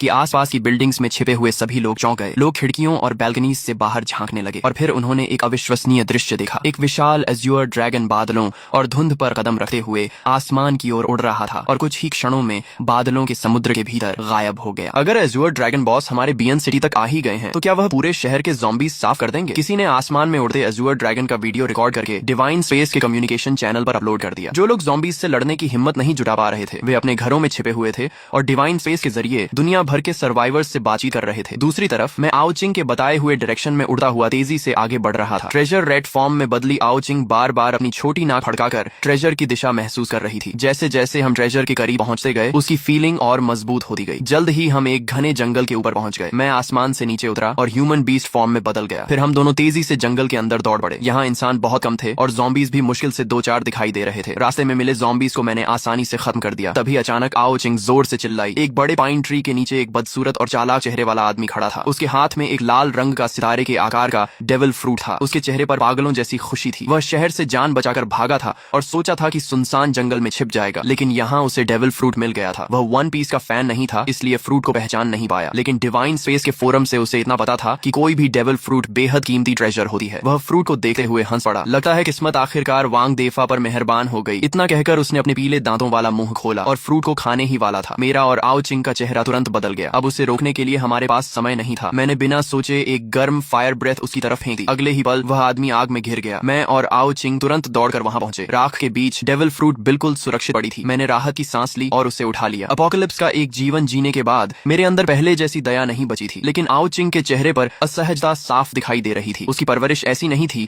कि वह किसी को मरते हुए देखकर सहज रह सके। मैंने शांत स्वर में कहा, इस दुनिया में ताकत ही नियम है। अगर हमारे पास शक्ति नहीं होती और किसी को हमारे डेविल फ्रूट का पता चल जाता तो हमारा भी यही हाल होता। आओ चिंग ने धीरे से सिर हिलाया। अपोकलिप्स को अभी सिर्फ 2 दिन हुए थे, लेकिन डिवाइन स्पेस के फोरम पर उसने इंसानी लालच और क्रूरता के कई उदाहरण देख लिए थे। वह मेरी बात समझती थी, लेकिन उसके दिल में अभी भी थोड़ा अपराध बोध था। वह चुपचाप मेरा हाथ पकड़कर खड़ी रही। फिर हम दोनों ने उस डेविल फ्रूट को गौर से देखा। वह लाल रंग का हार्ट शेप्ड फ्रूट था, जिस पर काले घुमावदार पैटर्न्स बने हुए थे। वन पीस फैंस होने के कारण हम दोनों ने उसे तुरंत पहचान लिया। ये वन पीस की सबसे कीमती फ्रूट्स में से एक थी। निका फ्रूट की तरह इसकी कीमत भी 50 अरब बेली मानी जाती थी। ये थी ऑप फ्रूट, लॉ की प्रसिद्ध सर्जरी फ्रूट। मेरे पिछले जीवन में इस फ्रूट का यूजर एक बेहद मशहूर और शक्तिशाली व्यक्ति था, लेकिन वह ताकतवर व्यक्ति और ये घटिया आदमी एक दूसरे से बिल्कुल अलग थे। साफ था कि इस आदमी ने फ्रूट खाने के बाद ज्यादा समय तक जीवित नहीं रहा होगा। उसकी मौत के बाद फ्रूट फिर से दुनिया में कहीं और रिस्पॉन हुई होगी और बाद में किसी असली शक्तिशाली व्यक्ति के हाथ लगी होगी। अपोकलिप्स की डेविल फ्रूट्स भी मैंगा की तरह काम करती थी। किसी एबिलिटी यूजर की मौत के बाद उसकी फ्रूट दुनिया में कहीं भी रैंडम लोकेशन पर फिर से पैदा हो जाती थी। इसी वजह से बाद में कई ताकतवर लोग कमजोर एबिलिटी यूजर्स का शिकार करने लगे थे, ताकि उनकी फ्रूट्स दोबारा स्पॉन होकर उन्हें मिल जाएं। लेकिन सफलता की संभावना बेहद कम थी, क्योंकि कोई भी रीस्पॉन लोकेशन प्रिडिक्ट नहीं कर सकता था। आओ चिंग ने फ्रूट को देते हुए कहा, भैया ये फ्रूट पापा को देनी चाहिए, उन्हें इसकी एबिलिटी बहुत पसंद आएगी। सचमुच एक सर्जन के लिए सर्जरी फ्रूट से बेहतर डेविल फ्रूट शायद ही कोई हो सकती थी। ट्रेजर मिल चुका था, इसलिए मैं फिर से एज्योर ड्रैगन बन गया। आओ चिंग मेरी पीठ पर बैठ गई और हम तेजी से घर लौटने लगे। घर पहुंचने तक माता पिता थकर आराम करने वापस आ चुके थे। ल्यू मेंगचियन उनकी सेवा में लगी हुई थी और दोनों की खूब देखभाल कर रही थी। वहीं लिन कुई अभी भी नीचे ज़ॉम्बीज से लड़ रहा था। वह समझता था कि सिर्फ मेरा फॉलोअर बन जाना काफी नहीं है। अगर भविष्य में सम्मान और जगह चाहिए तो उसे अपनी ताकत खुद बढ़ानी होगी। बिल्डिंग के नीचे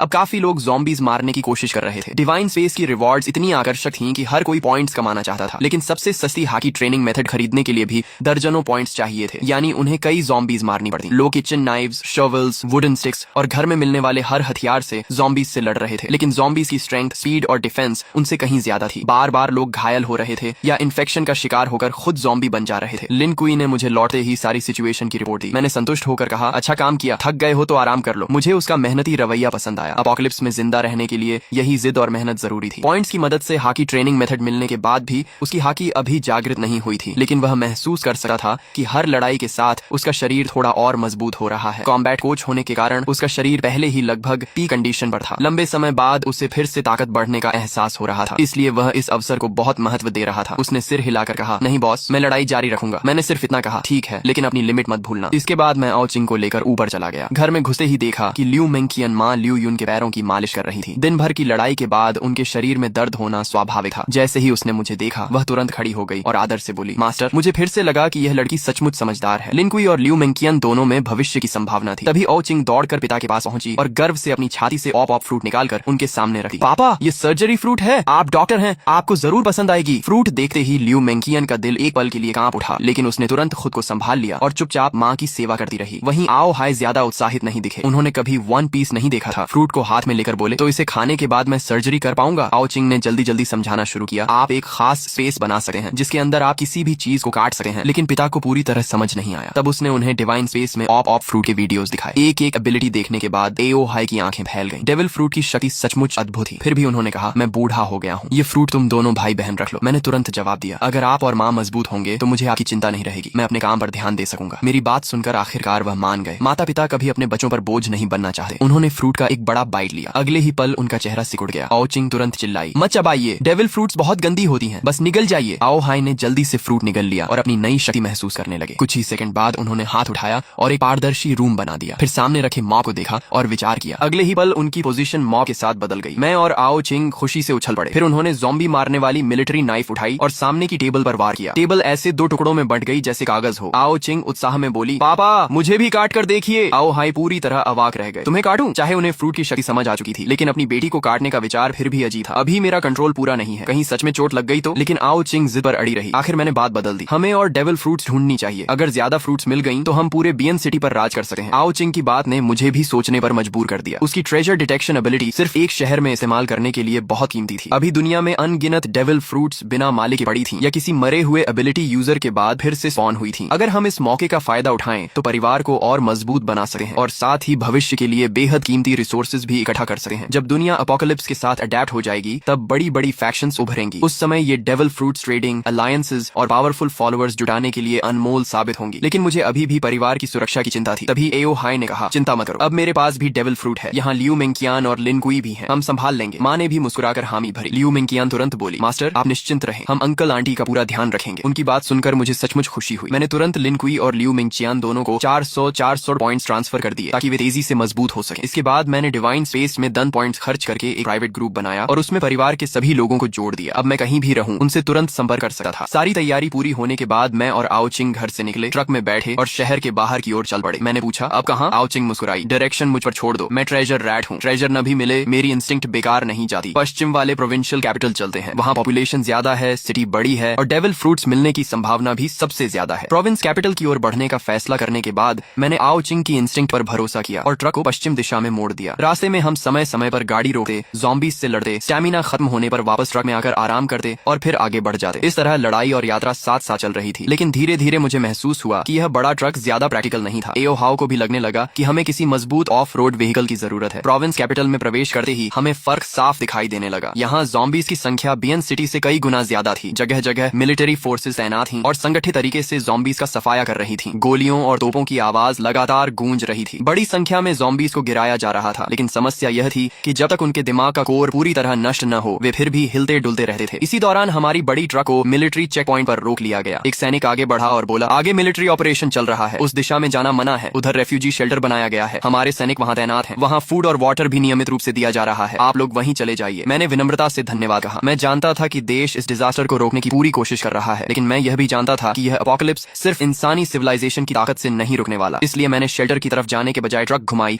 और दूसरा रास्ता पकड़ लिया। फिलहाल हमारे पास दुनिया को बचाने की ताकत नहीं थी। हम वापस एक पुराने क्रॉस रोड तक पहुंचे और फिर उत्तर दिशा में लगभग 7-8 किलोमीटर चलने के बाद दोबारा पश्चिम की ओर मुड़ गए। इस इलाके में मिलिट्री कंट्रोल नहीं था, इसलिए ज़ॉम्बीज अभी भी हर जगह फैले हुए थे। कभी कभी किसी बिल्डिंग के बाहर सर्वाइवर्स ज़ॉम्बीज से लड़ते दिखाई देते। वे किसी तरह कुछ ज़ॉम्बीज मारते, फिर तुरंत बिल्डिंग के अंदर लौट जाते, आराम करते और बाद में फिर बाहर आकर पॉइंट्स कमाने की कोशिश करते। हर कोई एपोकलिप्स में जिंदा रहने के लिए अपनी अपनी पूरी कोशिश कर रहा था। लेकिन उसी दौरान मेरी नजर एक और चीज पर पड़ी जिसने मेरा ध्यान खींच लिया। ये एक शानदार ऑफ रोड व्हीकल थी, सिविलियन वर्जन की आर्मर्ड व्हीकल जैसी मजबूत और भारी। इसमें मिलिट्री टारगेटिंग सिस्टम जैसी सुविधाएं नहीं थी, लेकिन बाकी हर चीज मौजूद थी। ये लगभग वही व्हीकल थी जिसकी मुझे तलाश थी। इस समय एक युवा उस व्हीकल के अंदर छिपा हुआ था। उसने डोर में एक छोटा सा होल बना रखा था और वहीं से एक लंबा स्पीयर बाहर निकालकर ज़ॉम्बीज पर हमला कर रहा था। हालांकि उसके लिए ज़ॉम्बी के सिर पर वार करना आसान नहीं था, लेकिन धीरे धीरे वह कुछ ज़ॉम्बीज मारने में सफल हो जाता था। मैंने अपनी ट्रक उस डोंगफंग मेंगशी व्हीकल के पास रोक दी। फिर मैं और आओचिंग नीचे उतरे। मैं ड्रैगन ह्यूमन फॉर्म में बदल गया और अपनी भारी बेसबॉल बैट घुमाते हुए आगे बढ़ा। ये बैट इतनी उपयोगी थी कि पॉइंट्स होने के बावजूद मैंने अब तक कोई स्पेशल वेपन एक्सचेंज नहीं किया था। दूसरी तरफ व्हीकल के अंदर छिपा युवक घबरा गया। उसने देखा कि उसके पास अचानक एक ट्रक आकर रुकी है। उसके दिल की धड़कन तेज हो गई। हे भगवान, एजर ड्रैगन बॉस, क्या एजर ड्रैगन बॉस भी मेरी गाड़ी लूटने आए हैं? वह अंदर बैठा बैठा तरह तरह की बातें सोचने लगा। लेकिन कुछ ही मिनटों में मैंने आसपास के सभी ज़ॉम्बीज खत्म कर दिए और उसकी व्हीकल की विंडो पर नॉक किया। युवक ने सावधानी से डोर खोला। उसे पता था कि अगर एज्योर ड्रैगन बॉस सच में उसकी व्हीकल चाहते तो उसे रोकने की कोई ताकत उसके पास नहीं थी, इसलिए सहयोग करना ही बेहतर था। मैंने सीधे कहा, एक ट्रक, आधा कंटेनर डीजल और बदले में मुझे तुम्हारी ये व्हीकल चाहिए। युवक कुछ सेकंड तक मुझे घूरता रहा। उसके चेहरे पर हैरानी साफ दिखाई दे रही थी। एक ट्रक और आधा कंटेनर डीजल मेरी मेंगशी के बदले? उसने मन ही मन सोचा कि मैं शायद उसकी व्हीकल सीधे छीन लूंगा, लेकिन मैं तो बाकायदा एक्सचेंज की बात कर रहा था। उसने जल्दी ही हिसाब लगा लिया। वैसे भी व्हीकल बदलने के बाद ट्रक उसके किसी काम की नहीं रहने वाली थी और इतना डीजल वह अकेले इस्तेमाल भी नहीं कर सकता था। लेकिन फिर उसे मेरी असली योजना समझ में आ गई। मैं असल में बहुत कम कीमत देकर एक बेहतरीन व्हीकल लेना चाहता था। अचानक उसने मुस्कुराकर कहा, बॉस, मुझे ट्रक नहीं चाहिए, डीजल भी नहीं चाहिए, मैं आपको व्हीकल फ्री में दे देता हूँ। मैं थोड़ा चौंका। फिर तुम्हें क्या चाहिए? युवक ने बिना झिझक जवाब दिया, बस मुझे अपने साथ ले चलिए। पिछले 2 दिनों में उसने एपोकलिप्स की असली भयावहता देख ली थी। अब उसके सामने एज्योर ड्रैगन जैसा ताकतवर व्यक्ति खड़ा था। अगर अभी उसने इस मौके को गंवा दिया तो शायद फिर कभी ऐसा अवसर नहीं मिलेगा। उसे साफ दिख रहा था कि यह एक ऐसी जांग है जिसे पकड़ना ही होगा। उसकी मोटी चमड़ी देखकर मैं कुछ पल के लिए निरुत्तर रह गया। यह आदमी सचमुच बेशर्म था। मैंने सिर हिलाया और कहा, मुझे अभी कुछ जरूरी काम है, मैं तुम्हें साथ नहीं ले जा सकता। युवक का चेहरा तुरंत उतर गया, लेकिन मैंने आगे कहा, ऐसा करते हैं, मैं तुम्हें 30 पॉइंट्स देता हूँ। इससे तुम 3 colour hockey training method exchange कर सकते हो। बाकी का रास्ता तुम्हें खुद तय करना होगा। युवक की आंखें चमक उठी। बॉस, उसकी आवाज भावुक हो गई। आखिर एपोकलिप्स में शुरुआती 30 पॉइंट्स किसी खजाने से कम नहीं थे। मुझे साथ ले चलो ना, मैंने विल्डरनेस सर्वाइवल सीखी है, मैं बहुत सारे काम कर सकता हूँ, मुझे साथ ले चलो ना, मुझे साथ ले चलो ना। वह एपोकलिप्स एंथुसियास्ट था। उसने खास तौर पर यह मोटी सिविलियन आर्मर्ड व्हीकल बनवाई थी और पूरा सर्वाइवल इक्विपमेंट सेट भी तैयार किया था। देखिए, ये गाड़ी मैंने खुद कस्टम बनवाई है और ये सारे उपकरण भी मैंने ही तैयार किए हैं। मैं सच में बहुत काम आ सकता हूँ, लेकिन मुझे अभी अपने काम करने हैं, इसलिए तुम्हें साथ ले जाना संभव नहीं है। हाँ, मैं तुम्हारे विला के सारे ज़ॉम्बी साफ कर सकता हूँ और तुम्हारे पास जो 30 से ज्यादा पॉइंट्स हैं उनसे तुम हॉकी ट्रेनिंग मेथड खरीद सकते हो और धीरे धीरे खुद भी मजबूत बन सकते हो। भले ही उसका मकसद पूरा नहीं हुआ, लेकिन हॉकी ट्रेनिंग मेथड मिलना भी कम नहीं था। कम से कम अब उसके पास इस एपोकलिप्स में सचमुच जिंदा रहने का सहारा था। मैं और आओचिंग उसके साथ उसके विला में गए और उसके ज़ॉम्बी बन चुके परिवार वालों और पालतू कुत्ते को खत्म कर दिया। अच्छी तरह ट्रेनिंग ट्रेनिंग करना, एक दिन तुम भी एपोकलिप्स पावर हाउस बन सकते हो। बॉस, मेरा नाम लिन तियान है, क्या आप अपना नाम बता सकते हैं? अगर मैं आपको ढूंढना चाहूँ तो कहाँ आऊँ? उसकी जिद देकर मैंने सोचा बताने में कोई नुकसान नहीं। अगर इस आदमी में सचमुच टैलेंट हुआ तो भविष्य में इसे अपने साथ लिया जा सकता है। मेरा नाम आओ हाव है, मेरा घर बयान शहर में है। अगर तुम पैदल चलकर बयान शहर पहुंच गए तो मैं तुम्हें अपने साथ रखने पर विचार करूंगा। आओ हाव, सिर्फ पैदल बयान शहर पहुंचना है ना? मैं जरूर पहुंचूंगा। असल में सिर्फ जॉम्बी मारने से कोई फायदा नहीं होता, चाहे उनका सिर काट दो, लेकिन मरे हुए जॉम्बी बाद में दूसरे जॉम्बी खा जाते हैं और उनसे एवोल्यूशन शुरू हो जाती है। अगर जॉम्बियों को पूरी तरह खत्म करना है तो उनकी लाशों को आग लगाकर पूरी तरह जला देना होगा। लेकिन जब जॉम्बी की लाशें जलती हैं तो उनके शरीर में जमा वायरस हवा में फैल जाता है, जिससे हवा में वायरस की मात्रा और बढ़ जाती है और कमजोर लोगों के संक्रमित होने की संभावना भी बढ़ जाती है। इतना ही नहीं, ऊंचे तापमान पर वायरस और भी ज्यादा ताकतवर हो जाता है। ये सचमुच एक दुविधा है। इसका एकमात्र समाधान हाकी कल्टीवेशन है। हाकी असल में शरीर को चरम सीमा तक मजबूत करने की प्रक्रिया है। जब शरीर पर्याप्त मजबूत हो जाए तब इंसान जॉम्बी, वायरस और जॉम्बियों दोनों से नहीं डरता। बाकी सारे तरीके सिर्फ अस्थायी समाधान है। काश तुम्हारा ट्रेजर स्पेस थोड़ा और बड़ा होता तो हम सारा डीजल अपने साथ ले जा सकते थे। अभी ईंधन सीमित है, इसलिए हमारी खोज का दायरा भी सीमित है। तुम्हें लगता है मैं नहीं चाहती? डेविल फ्रूट एबिलिटी डेवलपमेंट इतना आसान नहीं होता। और हाँ, ये जंक फूड कम खाया करो। थक जाओ तो डिवाइन स्पेस शॉप से एक वाटर मीट खरीद लेना, उससे ताकत जल्दी वापस आती है। यह सुनकर मैं तुरंत उत्साहित हो गया। जैसे ही सुना कि आगे कोई खजाना है, मैंने रास्ते में जॉम्बी मारना लगभग बंद कर दिया और पूरी स्पीड से आओ शिंग द्वारा बताए गए दिशा में बढ़ने लगा। लेकिन जब हम आखिरकार वहां पहुंचे तो पता चला कि मामला आसान नहीं है। वहां एक फैक्ट्री थी जिसके चारों तरफ लोहे की जाली लगी हुई थी। बाहर बहुत सारी मशीनें और टूटी फूटी मेज कुर्सियां जमा करके बैरिकेड बनाया गया था ताकि जॉम्बी अंदर न घुस सके। बैरिकेड के पीछे लोगों ने फैक्ट्री के औजारों से लंबे डंडों वाले हथियार तैयार किए थे, जिनसे वे बैरिकेड तोड़ने की कोशिश करने वाले जॉम्बियों को मार रहे थे। फैक्ट्री के अंदर भी काफी लोग लगातार गश्त कर रहे थे ताकि कोई जॉम्बी अंदर न घुस पाए। अगर कोई जॉम्बी जाली पर चढ़ने की कोशिश करता तो तुरंत कोई लंबा भाला लेकर उसे नीचे गिरा देता। ये जगह अब एक शुरुआती सेफ बेस बन चुकी थी और इससे साफ था कि यहाँ का नेतृत्व करने वाले लोग साधारण नहीं है। तुम गाड़ी में ही रहना, बाहर बहुत ज्यादा जॉम्बी हैं। ये तुम्हारे ट्रेनिंग के लिए सही जगह नहीं है। भैया, आप भी सावधान रहना। ये लड़का पागल है, देखते जाओ कैसे जॉम्बी इसे फाड़ डालेंगे। हाँ, ये 3 सेकंड भी नहीं टिकेगा। आसपास के सारे जॉम्बी मेरी तरफ आकर्षित हो गए, लेकिन मैंने फिर भी ड्रैगन ट्रांसफॉर्मेशन नहीं की, क्योंकि अब मैं कॉपर स्किन रेल्म तक पहुंच चुका था। मेरी पहले से अच्छी शारीरिक क्षमता और 1 महीने की कठोर ट्रेनिंग ने मुझे बेहद मजबूत आधार दिया था। ऊपर से मेरे पास हाकी जीनियस टैलेंट था, जिससे मैं सीधे हाकी जागृत कर चुका था। साथ ही मेरी ट्रेनिंग स्पीड दोगुनी थी और पैसिव ग्रोथ भी लगातार चल रही थी। इसी वजह से एपोकलिप्स के दूसरे ही दिन मैं कॉपर स्किन रेल्म तक पहुंच गया था। कॉपर स्किन रेल्म का मतलब सचमुच त्वचा का तांबा बन जाना नहीं होता। यह शरीर की बाहरी परत को मजबूत करने का पहला चरण होता है। जब त्वचा मजबूत हो जाती है तो शरीर को लगने वाले झटकों और हमलों का असर काफी कम हो जाता है। इसी के साथ ताकत, रक्षा, गति और रिकवरी भी बढ़ जाती है। एज यूर ड्रैगन फ्रूट मुझे बिना ट्रांसफॉर्म हुए भी अतिरिक्त शारीरिक शक्ति देता था, इसलिए मैं इंसानी रूप में भी आसानी से जॉम्बियों को मार सकता था और बिना क्षमता इस्तेमाल किए लड़ने से हाकी की ग्रोथ और तेज होती थी। उस गाड़ी को मैं पहचानता हूँ, वह डोंगफेंग मेंगशी आर्मर्ड व्हीकल है। वह आदमी आसानी से इस इलाके से निकल सकता था, लेकिन जानबूझकर हमारी बेस के सामने गाड़ी रोकर खड़ा है। जरूर उसकी नजर हमारी बेस पर है। क्या वह हमारी बेस छीनना चाहता है? क्या हमें लाओ झांग को बताना चाहिए? बॉस, बाहर एक बहुत बड़ा एक्सपर्ट आया है। उसने अकेले 100 से ज्यादा जॉम्बी मार दिए हैं और उसकी डोंगफेंग मेंगशी भी हमारी बेस के बाहर खड़ी है। सबको लगता है कि उसकी नजर हमारी बेस पर है। सचमुच बहुत खतरनाक इंसान है। जिस आसानी से वह जॉम्बी मार रहा है, उसे देखकर बहुत दबाव महसूस हो रहा है। अगर उसका इरादा खराब हुआ तो क्या हम उससे लड़ भी पाएंगे? पूरे 1 घंटे बाद फैक्ट्री के उत्तरी गेट के बाहर के सारे जॉम्बी खत्म हो गए। मैंने अपने दर्द करते हाथ को झटका और सीधे फैक्ट्री के गेट तक पहुंच गया। मुझे अंदर जाकर एक चीज लेनी है। क्या लेने आए हो? जाहिर है मैं ये नहीं बता सकता था कि मैं डेविल फ्रूट लेने आया हूँ। ऐसा लग रहा था कि वह डेविल फ्रूट किसी बहुत छिपी हुई जगह पर है, वरना यहाँ के लोग उसे कब का खोज कर खा चुके होते। जैसे ही मैंने यह कहा, सामने खड़े लोग, दरवाजा खोलो। कब्जा किए हुए सैनिकों की कोई कहावत होती है ना, कुछ तो था, नकली चाल से दुश्मन को बहलाना। मैं भले ही एक साधारण मजदूर हूँ, लेकिन फौजी किताबें पढ़ता रहता हूँ। तुम हमें बेवकूफ नहीं बना सके। हमारे पास खुद खाने को कम है, तुम कहीं और जाओ। हाँ, हमें बेवकूफ मत बनाओ। अगर मैं जबरदस्ती अंदर जाना चाहूँ तो मैं कोई अच्छा इंसान नहीं हूँ, लेकिन आम तौर पर बिना वजह लोगों पर हमला भी नहीं करता। उम्मीद है तुम लोग समझदारी दिखाओगे। धत्त तेरे की, हम इतने लोग हैं, हम तुमसे क्यों डरे? हिम्मत है तो अंदर आकर दिखा, देखते हैं कौन किससे डरता है। मैं भी देखना चाहता हूँ कि तुम क्या कर लोगे। तभी एक अदृश्य दबाव चारों ओर फैल गया। मजदूरों को ऐसा लगा जैसे किसी राजा की भयंकर किंग ऑरा उनके सामने उतर आई हो। उनके दिलों में डर भर गया। कुछ लोग तो वहीं घुटनों के बल गिर पड़े। सबसे डरपोक लोग तो सीधे बेहोश हो गए। केवल लाओ झांग और कुछ लोग जिन्होंने हाकी ट्रेनिंग शुरू कर दी थी मेरी तरफ देख पा रहे थे।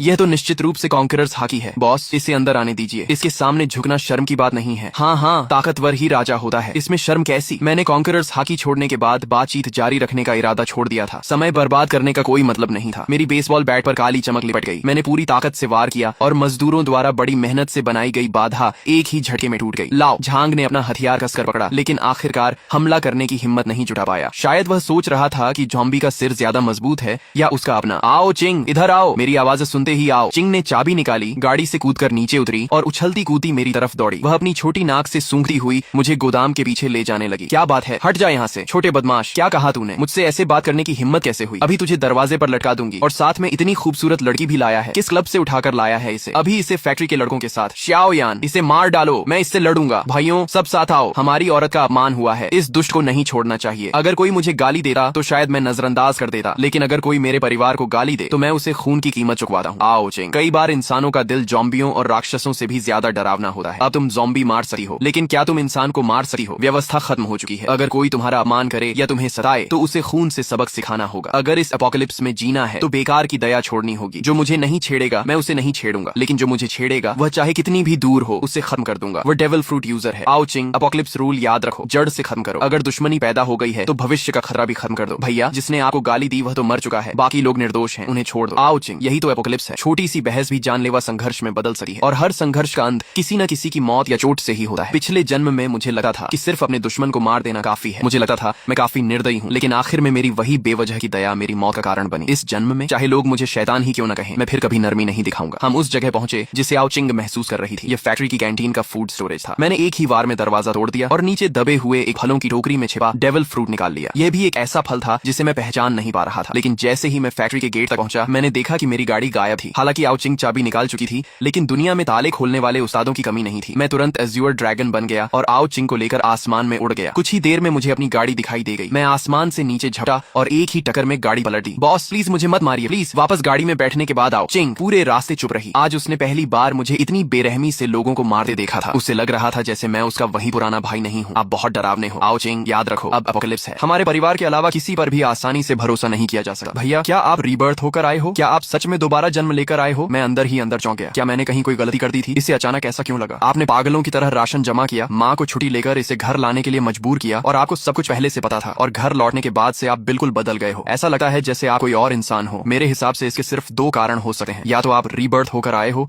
या फिर किसी और आत्मा ने आपका शरीर ले लिया है। आखिरी बात कहते समय उसकी आवाज कांपने लगी। वह मेरी तरफ देखने से भी डर रही थी। उसे डर था कि उसका भाई अब वही इंसान नहीं रहा। अरे ओ पगली, मुझे पता था मैं तुम्हें कभी नहीं छोड़ूंगा। भैया पिछले जन्म में आपकी मौत कैसे हुई थी? क्या मैं वहाँ भी इतनी ताकतवर थी? और मम्मी पापा कैसे थे? तुम सब मर गए थे। जिसने भी तुम्हें नुकसान पहुंचाया था मैं उसे टुकड़े टुकड़े कर देना चाहता था। फैक्ट्री छोड़ने के बाद हम पश्चिम की ओर बढ़ते रहे। रास्ते में जहाँ भी ज़ॉम्बियों के झुंड मिलते हम उतरकर उनसे लड़ते। हाकी को मजबूत करने के लिए मैंने एज्योर ड्रैगन पावर का इस्तेमाल लगभग बंद कर दिया था। आओ चिंग अभी तक हाकी अवेकनिंग नहीं कर पाई थी, इसलिए उसकी ताकत कम थी, लेकिन ट्रेजर माउस फॉर्म की स्पीड के सहारे वह भी आराम से ज़ॉम्बियों से लड़ लेती थी। इस तरह हम लगातार 3 दिन पश्चिम की ओर बढ़ते रहे। 3 दिनों में हमें एक भी नया डेविल फ्रूट नहीं मिला। इससे आओ चिंग का उत्साह थोड़ा कम हो गया। उसे तो लगने लगा कि शायद उसकी क्षमता में ही कोई समस्या है, लेकिन मैंने उसे बताया कि यही सामान्य बात है। पिछले जन्म में जब मैं दूसरे चरण तक जिंदा था तब एक बड़ी शक्ति द्वारा किए गए आंकड़ों के अनुसार दुनिया में कुल मिलाकर सिर्फ 10,000 से थोड़ा अधिक अलग अलग एबिलिटी यूजर्स पाए गए थे। भैया हमें उस दिशा में जाना चाहिए। आओ। चिंग ने सड़क किनारे निकलने वाले एक छोटे रास्ते की ओर इशारा किया। मैंने नक्शा देखा और हैरान रह गया। वह रास्ता सीधे पहाड़ों के अंदर जाता था। पिछले जन्म में भी कई लोग पहाड़ों में छिप गए थे। वे इंसानों की भीड़ से तो बच गए, लेकिन मजबूत बनने का मौका खो बैठे और अंत में जंगलों में मारे गए। मुझे लगा है वहाँ कुछ अच्छा मिलेगा। आओ चिंग खुद भी पूरी तरह आश्वस्त नहीं थी, क्योंकि इंट्यूशन जैसी चीज पर भरोसा करना मुश्किल था, लेकिन मुझे उस पर भरोसा था। इसीलिए मैंने गाड़ी सीधे पहाड़ों की ओर मोड़ दी। रास्ते में कोई जंबी नहीं था, इसीलिए गाड़ी पूरी रफ्तार से दौड़ने लगी। आओ चिंग आगे पैर हिलाते हुए बैठी थी, स्नैक्स खा रही थी और डिवाइन स्पेस फोरम में वीडियो पोस्ट देख रही थी। भैया अभी मैंने एक पोस्ट देखी, कोई आदमी रो रहा था कि उसे डेविल फ्रूट नहीं मिला। अरे अरे ये चेहरा क्यों बना रहे हो? पता है वह आदमी कौन है? वह खुद वेइटियान था। शायद बेचारा लेखक गुस्से से फट ही गया होगा। मुझे याद आया कि पिछले जन्म में भी उसका कोई खास नाम नहीं बना था। भले ही दुनिया उसी की बनाई कहानी जैसी हो गई थी, लेकिन अब उसका मूल लेखक से कोई खास संबंध नहीं बचा था। धीरे धीरे शाम होने लगी। मैंने तय किया कि आज रात सड़क किनारे ही रुकेंगे। जैसे ही हमने एक पहाड़ी मोड़ पार किया सामने दूर रोशनी दिखाई दी। रोशनी का मतलब था कि वहाँ इंसान मौजूद हैं, लेकिन एपोकलिप्स में सबसे कम भरोसेमंद चीज इंसान ही होते हैं। मैं निर्दयी जरूर था, लेकिन बेगुनाह लोगों को यूं ही नुकसान पहुंचाने वाला नहीं था। फिर भी इंसानों का दिल पढ़ना मुश्किल होता है। किसी अजनबी के यहाँ रुकना बहुत खतरनाक था, इसलिए मैंने सड़क किनारे ही गाड़ी रोक दी। वहाँ की रोशनी का थोड़ा फायदा लेते हुए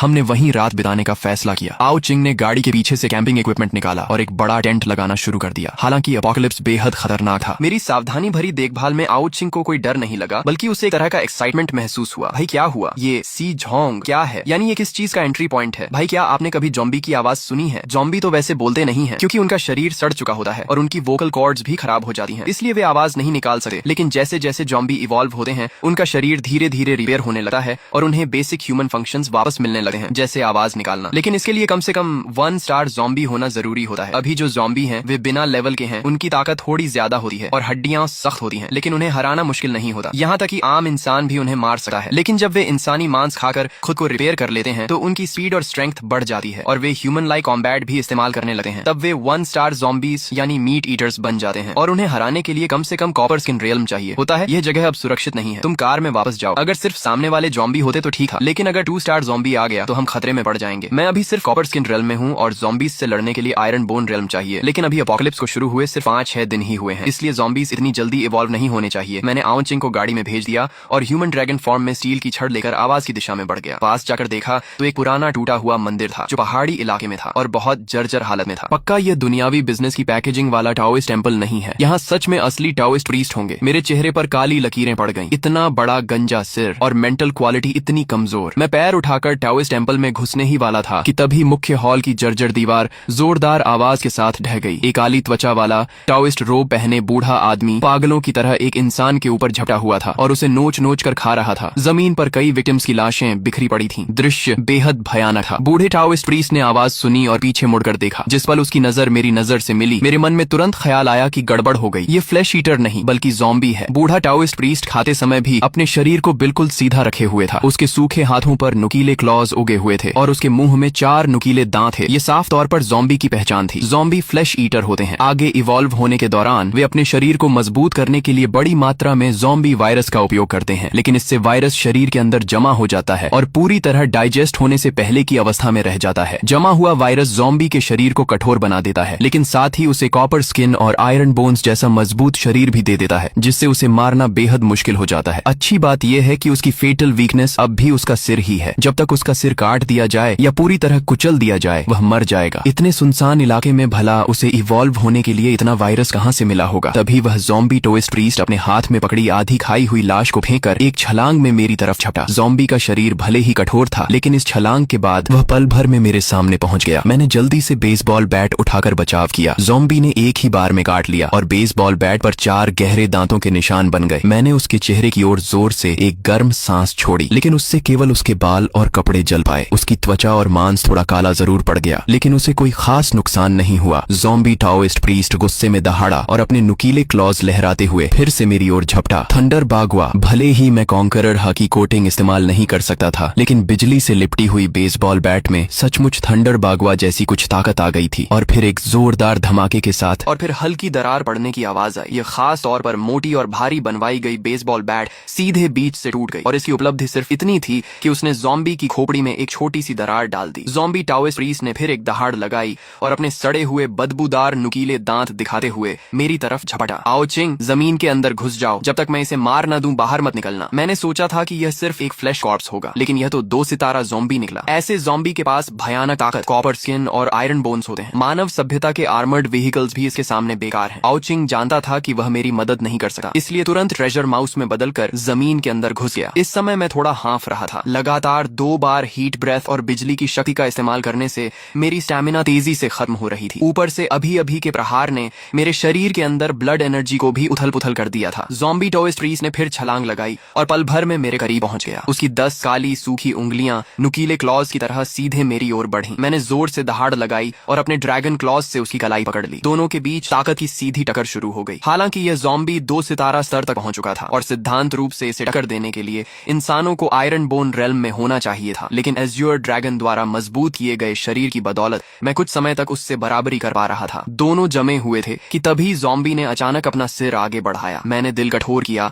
और अपना सिर नीचे झुकाकर अपने सिर पर मौजूद ड्रैगन हॉर्न से उसके माथे पर वार कर दिया। ड्रैगन हॉर्न बेहद नुकीला था और सीधे उसकी आंख के गड्ढे में घुस गया। ज़ॉम्बी दर्द से दहाड़ उठा। उसका सिर बुरी तरह घायल हो गया। अगर कोई सामान्य जीव होता तो इसी वार से मर जाता, लेकिन ज़ॉम्बी अलग था। उसकी खोपड़ी बेहद मजबूत थी। उसने अपना सिर ड्रैगन हॉर्न से खींचकर बाहर निकाला और फिर एक और दहाड़ लगाई। तभी उसकी दोनों भुजाएं हल्की सी मुड़ गईं। मेरी आंख फड़क उठी। ज़ॉम्बी के शरीर के कठोर होने का कारण उसके अंदर जमा ज़ॉम्बी वायरस था। जब वह इन वायरस को पूरी तरह अब्सॉर्ब और फ्यूज कर लेता है तो उसके शरीर की फ्लेक्सिबिलिटी वापस आ जाती है। अभी उसकी भुजाओं का मुड़ना इस बात का संकेत था कि वह वायरस को तेजी से अब्सॉर्ब कर रहा है। अब और देर करना खतरनाक था। मैंने जोरदार दहाड़ लगाई और उसकी भुजाएं झटकर खुद को मुक्त किया। फिर एज्योर ड्रैगन में बदलकर आसमान में उड़ गया। मेरी ड्रैगन टेल बिजली की तेजी से नीचे गिरी और ज़ॉम्बी को जोरदार झटका दिया। उसी समय एक थंडरबोल्ट भी उस पर गिरा, जिससे उसका शरीर और अधिक झुलस गया। चाहे उसके पास कॉपर स्किन और आयरन बोन्स थे, फिर भी उसके शरीर पर अनगिनत घाव बन गए। Wind and cloud surge. Azure dragon नीचे झपटा और अपने ड्रैगन क्लॉज से ज़ॉम्बी की दोनों भुजाएं पकड़ पकड़कर उसे हवा में उठा लिया। तेज हवाओं से उसका संतुलन बिगड़ चुका था और वह ताकत नहीं लगा पा रहा था। मैं उसे सीधे आसमान में ले गया। मैंने दहाड़ लगाई और पूरी शक्ति से ड्रैगन क्लॉज दबाए उसे 2 हिस्सों में फाड़ने की कोशिश की, लेकिन ज़ॉम्बी भी अंदर की ओर पूरी ताकत लगा रहा था। मैं उसे फाड़ नहीं पाया। मेरा रेल्म अभी भी बहुत कम था। एज्योर ड्रैगन बनने के बाद मैं उसे दबा तो सकता था, लेकिन मारना आसान नहीं था और सिर्फ कुछ ही पलों में मुझे थकान महसूस होने लगी। अगर मैं सिर्फ ड्रैगन फॉर्म में उड़ता रहता तो और देर तक टिक सकता था, लेकिन लड़ाई में मेरी शक्ति तेजी से खत्म हो रही थी। मैं फिर ऊपर उड़ा और ड्रैगन क्लॉज में जकड़े ज़ॉम्बी को पूरी ताकत से नीचे फेंक दिया। एक भयंकर धमाके के साथ उसका शरीर टाओइस्ट टेम्पल के मुख्य हॉल में जा टकराया। वह जोर से जमीन पर गिरा। उसका शरीर घावों से भर गया था, लेकिन फिर भी वह नहीं गिरा। मैं भी जमीन पर उतरा और वापस मानव रूप में आ गया, जोर जोर से सांस लेते हुए। यह पहली बार था जब मैंने एज्योर ड्रैगन फॉर्म में पूरी ताकत से लड़ाई की थी। यह सचमुच बेहद शक्तिशाली था, लेकिन मेरे वर्तमान स्तर के लिए अभी भी बहुत ज्यादा था। काइडो की ताकत इसलिए भयानक थी क्योंकि वह खुद ही एक ऐसा अस्तित्व था जो अकेले एक देश को मिटा सकता था। एज्योर ड्रैगन फ्रूट तो उसके लिए सिर्फ बोनस था, जबकि मैं पूरी तरह डेविल फ्रूट की शक्ति पर निर्भर था। इसलिए हमारी ताकत में जमीन आसमान का अंतर था। थोड़ी देर में मेरी स्टेमिना कुछ वापस आई और ज़ॉम्बी टाओइस्ट प्रीस्ट भी दोबारा खड़ा हो गया। मैंने फिर ह्यूमन बीस्ट फॉर्म धारण की और आर्मामेंट हाकी को ड्रैगन क्लॉज पर चढ़ाकर उससे लड़ाई जारी रखी। आर्मामेंट हाकी और ड्रैगन स्केल्स की दोहरी सुरक्षा ज़ॉम्बी वायरस को शरीर में घुसने से रोक सकती थी, लेकिन अगर लड़ाई ऐसे ही चलती रही तो अंत में मैं थकर मर जाऊंगा। मुझे एक हथियार चाहिए था। एक और टक्कर के बाद मैं तेजी से पीछे हटा, लेकिन अब डिवाइन स्पेस में जाकर हथियार खरीदने का समय नहीं था। आउचिंग के पास भी पर्याप्त पॉइंट्स नहीं थे। तभी मेरी नजर टूटी हुई मूर्ति के पास पड़े एक लोहे के डंडे पर पड़ी। मुझे अचानक याद आया कि यह लेइजू टेम्पल था। यह बांस की गांठों जैसा दिखने वाला लोहे का डंडा वास्तव में लेइजू की मूर्ति के हाथ में मौजूद स्टील व्हिप था। मैं तुरंत वहां दौड़ा और उसे उठा लिया। मूर्ति विशाल थी, इसलिए यह स्टील व्हिप भी सामान्य हथियारों से कहीं बड़ा और भारी था। आमतौर पर ऐसे व्हिप टाइप हथियार 80 सेंटीमीटर से ज्यादा लंबे नहीं होते, लेकिन यह लगभग 1.2 मीटर लंबा था। इसका शरीर भी ज्यादा मोटा और वजनदार था। मेरी मौजूदा ताकत के लिए यह बिल्कुल सही था। जैसे ही मैंने स्टील व्हिप उठाया,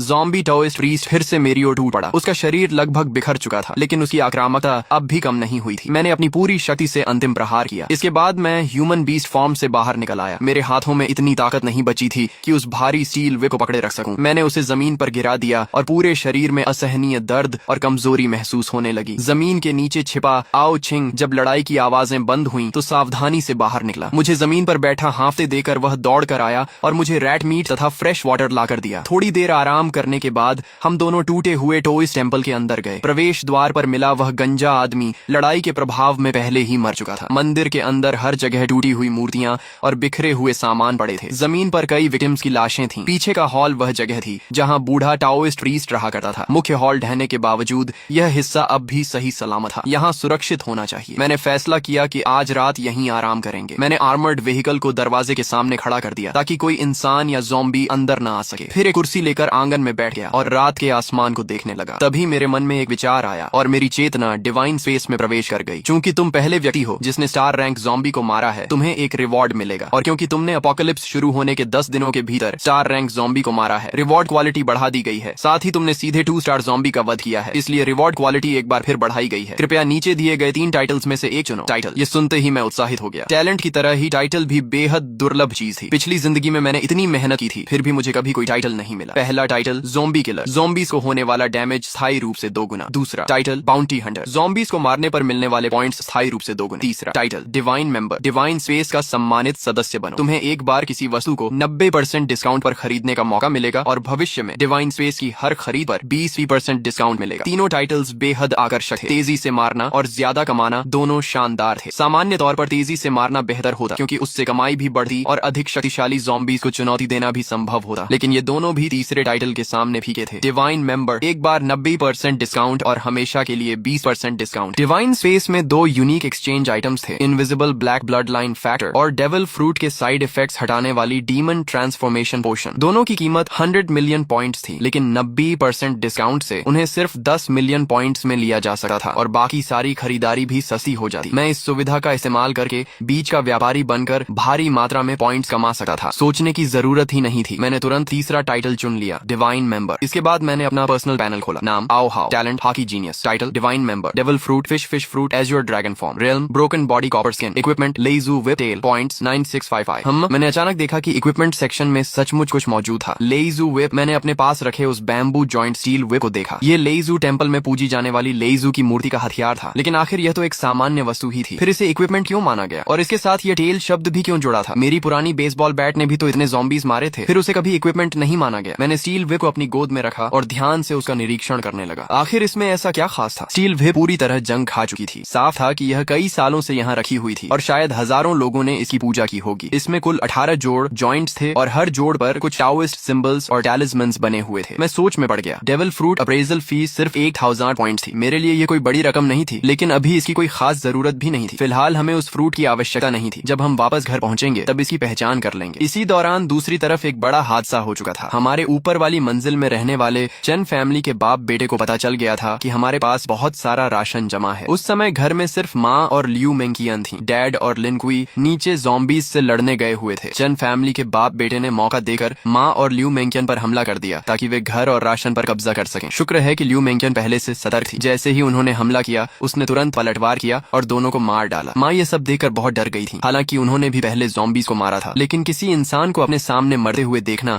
उनके लिए बिल्कुल अलग अनुभव था। जब लिनकुई वापस लौटा और उसे पूरी बात पता चली तो वह गुस्से से आग बबूला हो गया। उसने पहले ही वादा किया था कि वह बॉस की फैमिली को किसी भी कीमत पर नुकसान नहीं होने देगा। गुस्से में उसने सीधे चेन फैमिली का दरवाजा तोड़ दिया। लिनकुई की रूथलेसनेस देखकर मैं भी हैरान रह गया। उसने कहा कि वह लकड़ियां इकट्ठा करके सीढ़ियों को ब्लॉक कर देगा ताकि एक मजबूत डिफेंस सिस्टम बनाया जा सके। लिनकुई पहले एक साधारण आदमी था, लेकिन एपोकलिप्स के दौरान उसके पिता एक इन्फेक्टेड ज़ोंबी द्वारा मारे गए थे। किसी तरह अपनी जान बचाकर वह अपनी गाड़ी में भाग निकला और बियॉन सिटी पहुंच गया। इसलिए अब उसे किसी रिश्तेदार या परिवार की चिंता नहीं थी। इस बीच लियू मेंकियन अपने परिवार के बारे में सोच रही थी। उसके माता पिता हमेशा कहते थे कि उसे अपने बड़े भाई की मदद करनी चाहिए। उसके भाई की शादी होने वाली थी और लड़की वालों की शर्त थी कि लड़के के पास अपना घर होना चाहिए। इसलिए लियू मेंकियन ने अभी अभी जो घर खरीदा था उसके माता पिता चाहते थे कि वह उस घर को अपने भाई के नाम ट्रांसफर कर दे। लेकिन जिस दिन वह प्रॉपर्टी ट्रांसफर करवाने जा रही थी उसी दिन एपोकलिप्स शुरू हो गया। उसने उस अफरा तफरी का फायदा उठाकर किसी तरह वहां से भागकर अपनी जान बचाई। अब उसे बिल्कुल नहीं पता था कि उसके माता पिता और भाई किस हालत में हैं, और सच कहें तो